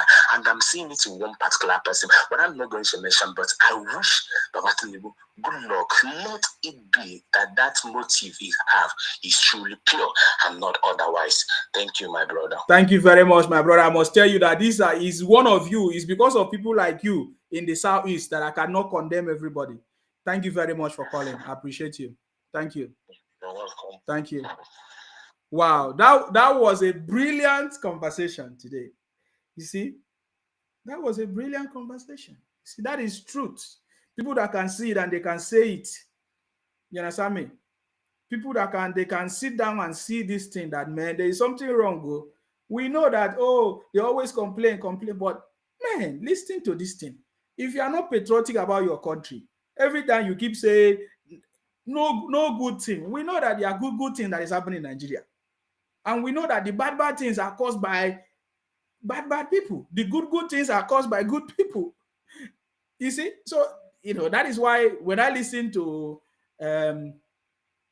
our brother Obi, it's not making sense to me. And when I say it, somebody will say, oh, you hate this one. No, it's not because of hate. I'm looking at his statement and everything. He do not have that knowledge. Are you getting me now? So tomorrow morning, we will dig deep into that one. So I want to say thank you very much. Somebody say, if you have a company, can you employ Tinubu as your manager? You keep asking the same question. Yes. Matthew Chime say, yes, I will employ Tinubu only. I will not even employ Obi. Obi. If I'm the one that interview Obi, if Obi answer the way he's answering this interview now, I will tell him there, sorry, my brother, you did not succeed. We cannot progress your application. Yeah, because I'm listening. I'm asking you one question. What are you going to do? Or you are answering another question that does not make sense. You understand me? So, I mean, I want to say it was a nice conversation, guys. You see that? Our brother said, I wish Tinubu good luck. My brother, Baba Tinubu is the next president too. I don't know. If you are not aware, go and find out. That is why we are singing this song. That is why this particular music here. Play it again. That is why this music. Thank God, said the maga don't pay out. I'm ahead of them, she walking ball like I don't need no man. So we need to dance this music soon. in less than how many days? 9 days or 9 days. In less than 8 days. 9 days. Let me say 9 days. I say absolutely, I will gladly employ Jagaban to run my organization. Yes, I will employ somebody that I know will deliver. Are you getting me now? Somebody that will not say, somebody that will not give us stories, Somebody that will not give us stories. Somebody that will, instead of you to go straight, you are talking something else. That is not fair. You understand me? That is not fair. Somebody even sent me a video that they did comparison. I want you to listen to them. Comment and a question. The leadership framework that you described, competence, capacity, compassion. I would like to add another C, which is courage, because it requires courage to push through the necessary reforms to move Nigeria forward. Now to my question. Given how jarring the data we've seen are, I've also read through your manifesto. To me, it's a bit light on quantitative performance indicators. But I also know that in your campaign, you use a lot of data points to buttress your point. What would be the top 5 quantitative performance indicators by which Nigerians, if you are given the opportunity to lead this country, should judge your administration? Una won't finish, Obi. This question is for Obi. Thank you very much. I think I've answered maybe 3 of them, so I had more. When, Charlie, the reason why it is not fair, at least thank God they said it's the best manifesto among the others. So, but the reason why I didn't go into that is I was waiting to come here and learn more of what I'm going to add. I don't know what is going to happen. I'm serious. You must leave room because you don't know everything. You see? I cannot go. I told you that. I gave you an example yesterday. And it happened yesterday. Right now. Private sector driven opportunity. Tackle the power problem head on. People can work by themselves. A common school driver can create a path to fortune if electricity is taken care of and other infrastructural areas. Carrying them along. And the change of mindset, I say, I will repeat that over and over again.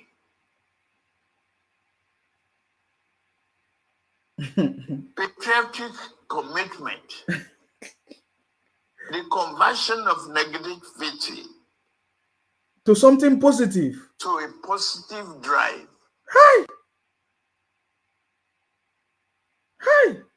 And partnership with the private sector to create a job, to put an incentive there. If you hire 500 new employees, why can't I, as a government, give you some tax incentive to offset that payroll and the pension contribution that they may be associated with it? I'm not going to sit here. Oh, yeah. I don't want to sit here and reveal all my strategy. I am the first speaker among the three of us running. So they will spy on me. Oh my God. Oh my God. Oh my God. Oh my God. Oh my God. Abeg, let us don't talk too much. Baba Tinubu is the best man for the job. Let's forget the history of. We now know that Obi is a storyteller. It's obvious. Did you see when they asked Obi question? Did you see what he did? Obi knows that he goes nowhere, so he's not even bothered. He said he's not even going to put his money. Somebody that have, if you are pursuing something, you are not investing. No financial investment. If Obi is not what is the financial? He said he's not investing in the campaign. You're not going to take it serious. So Obi is not, he's just catching cruise maybe. Can you listen to the question when they ask him question? Do you see what he was doing? Don't allow anybody to deceive you guys. We are not wasting our time here. We know what we want. Are you getting me now? Okay, you are calling again. I'm calling again, and the reason why I'm calling again is because I want to clarify something from you. I saw a video sometimes ago around September, November, or thereabout, that Obi mentioned a couple of top-notch universities around the world. Definitely mentioned that probably he went for, I don't know, maybe his only workshop that he went for, these universities like he mentioned Oxford, Cambridge, Harvard. There is no correlation at all. There's no way you will go to university, the least university in UK, you must have done a lot of coursework, a lot of presentations. You will face crowd like this, you will perform. Look like Lamido Sanusi, people that have actually schooled abroad like Okojo. There's no way. In fact, you'll be talking like Obama. By now, with speech and everything, everybody will be shouting will be all around Nigeria, and that is the truth.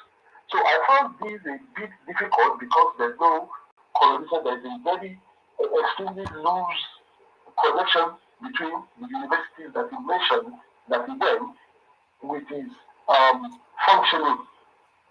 The functioning is severely below capacity, and that is just the truth. Thank you. Thank you very much. Obi always talk what is not true if you confirm it. That was the way Obi said that the current the current governor in California is 80-something years. When we went and checked it, the current governor in California now is 50-something years. He now said that the best the best performing governor in the US is California governor, and then there's no report of such. I get it. So Obi always give figures thinking that people will not go and check it. You understand? He thought that Nigerians cannot go and verify things. And that is why I so much salute Baba Tinubu, in that short conversations that Baba Tinubu made there, that speech, that debate, he gave all the answers. That we can explain a lot of things in what Baba Tinubu said. He even said we should turn negativity into something positive. We can see Obi always talk about negativity, negative. He doesn't know how to translate that negativity into something positive. We don't blame Obi too much. I think this election have stretched him a lot. And just like what other people are saying, Obi has a lot to learn. And let me put that comment on the screen. Obi has a lot to learn. We don't blame Obi. Obi said he's just a trader. Obi has been claiming that he's just a trader. I will go and bring the video when Obi was telling people that he's just a trader. But he later told us that he was a banker. He's a banker, or he's a bank manager, or he's a bank director. He's a bank chairman. So he's just doing up and down, back and forth conversation. I mean, this time around, we need somebody that have experience. We are not going to do trial and error in this government. We don't want to do trial and error again. We are looking for someone that have done it before. And Baba Tinubu have done it. Even despite the age of Baba Tinubu as they complain, you see the way he's delivered his own. You see the way he delivered his message. He's talking from a place of knowledge. Not just knowledge, wealth of knowledge, experience, practical knowledge. It's not Obi. Obi said he doesn't know that he came to learn. Okay, that is not it's a good thing for him to say he doesn't know all that he came to learn. But there is somebody that is more qualified than you, and that person is Baba Tinubu. Well, the thing is that whenever I listen to Baba Obi, I don't blame him too much because he doesn't market himself as the best though. It is only the obedient people that are trying to push us and telling us that if I'm supporting Baba Tinubu, he's an ancestor. How can a young boy like me? I say you don't have sense. Obi himself is not marketing himself. Just like now, you saw in this debate, he's not even marketing himself because he knows he's not the best. He knows that Baba Tinubu is the best man for the job. So guys, let us leave it there. We will continue this conversation tomorrow. Of course, you know my name. My name is Akparawa Nsima. I'm from Akwa Ibom. You see, our job is to make sure that we continue to fight in order to protect and to defend our land. That is our job. That is why we are talking. If we talk the way we talk, it's not because we hate any tribe. I'm not hating anybody. If I see something intelligent, I will come out and speak. I remember when I was supporting Nnamdi Kanu, so many people abused me, so many people accused me too. But that time, it was okay for me to support Nnamdi Kanu because as at that time, things was okay until a period when things changed. And when things have changed, I cannot continue. Are you getting me now? I have to call it out. When I call it out, instead of them to make amendment or to change, they sacked me 4 times. Are you getting me? And then I started looking for somebody else who know what he's doing. Are you getting me now? So that is why I'm here today. So I have supported every good person I think or I thought is better. I have supported Showere. When we supported Showere, all these people, they never use age as a criteria. As I then supported Showere in 2019. They were not there to support Showere. They were telling us about Atiku and Obi as at that time because they did not want Buhari. But Buhari won election. So it's the same thing that is going on now. We have seen it, and we know that the person that can do this job is Baba Tinubu. As far as Baba Tinubu is in that place, is among the candidates, he's the best man for the job. You can talk about his age, you can talk about anything. These are factors that you don't have control over. Anybody can wake up, sleep and not wake up. Anybody can wake up, anything can happen to anybody. Anybody can be sick anytime. These are factors you have nothing about. You don't have control over those things. That is not what is important. That is not a criteria to select a good leader. Are you getting me now? We are selecting leader based on competency, based on intelligence, experience, the team of people. Are you getting me? Track records. That is why Baba Tinubu is the best among all of them now. Are you getting me now? And everybody can see, because it has come to a point that we can see that Baba Tinubu is the best man for the job. He's been able to, unite with his party, able to convince other parties to collapse their structure to join him. That is a man that can negotiate. That is a man that can bring everybody together. Instead, we are seeing people in Labour Party leaving Obi, and Obi does not even think that is important. He cannot be able to bring people together. People are leaving him instead of people coming to join him. If Obi have intelligent idea, people are supposed to come to him. You understand me? People are supposed to come to him. People are not supposed to leave you. But people are going to Baba Tinubu because they know that he's a man for the job. My brothers and sisters, these obedient people, I keep asking you people, please, you have to build bridges. You have to respect everybody. Respect everybody, because you are everywhere. Respect everybody. Respect the Yorubas. Respect the Igbos. Respect the Hausas. Because all of us, we are unique in our own way. Are you getting me now? My candidate is Baba Tinubu. That is why I'm supporting him. I am supporting him because of his competency, because of his experiences, because of his track records, not just track record, good track records.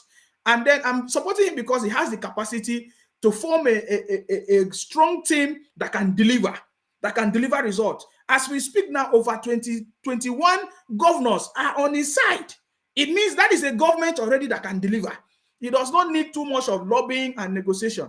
He already have over 20-something out of 36. Is a government that can deliver results. I'm telling you, that is a government that can deliver results. A government that is united. I was so much, when one of my friends told me about this statement of Baba Tinubu, I said, please send it to me. I so much like it. Because for you to be a good leader, people must be able to work with you. You must have people that are willing to work with you. That's why he said, I will be president of a united Nigeria. Wow. Baba Tinubu is already making history because he's going to be the president of a united Nigeria. And that is why we're supporting him. That is why we are supporting him.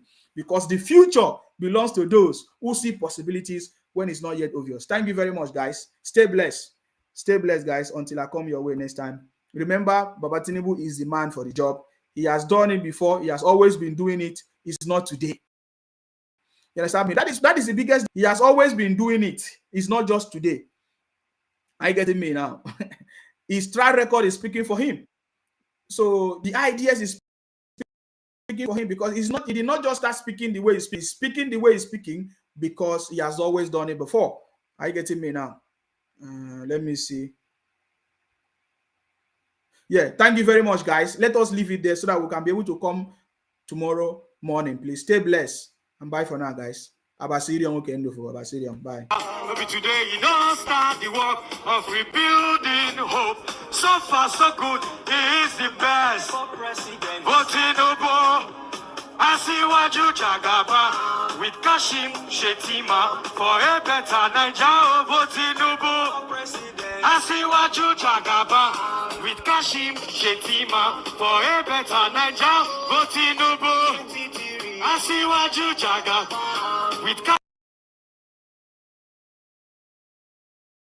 Maybe today you don't start the work of rebuilding hope. So far, so good. He is the best. But Tinubu, Asiwaju Jagaba with Kashim Shetima for a better Nigeria. But Tinubu, Asiwaju Jagaba.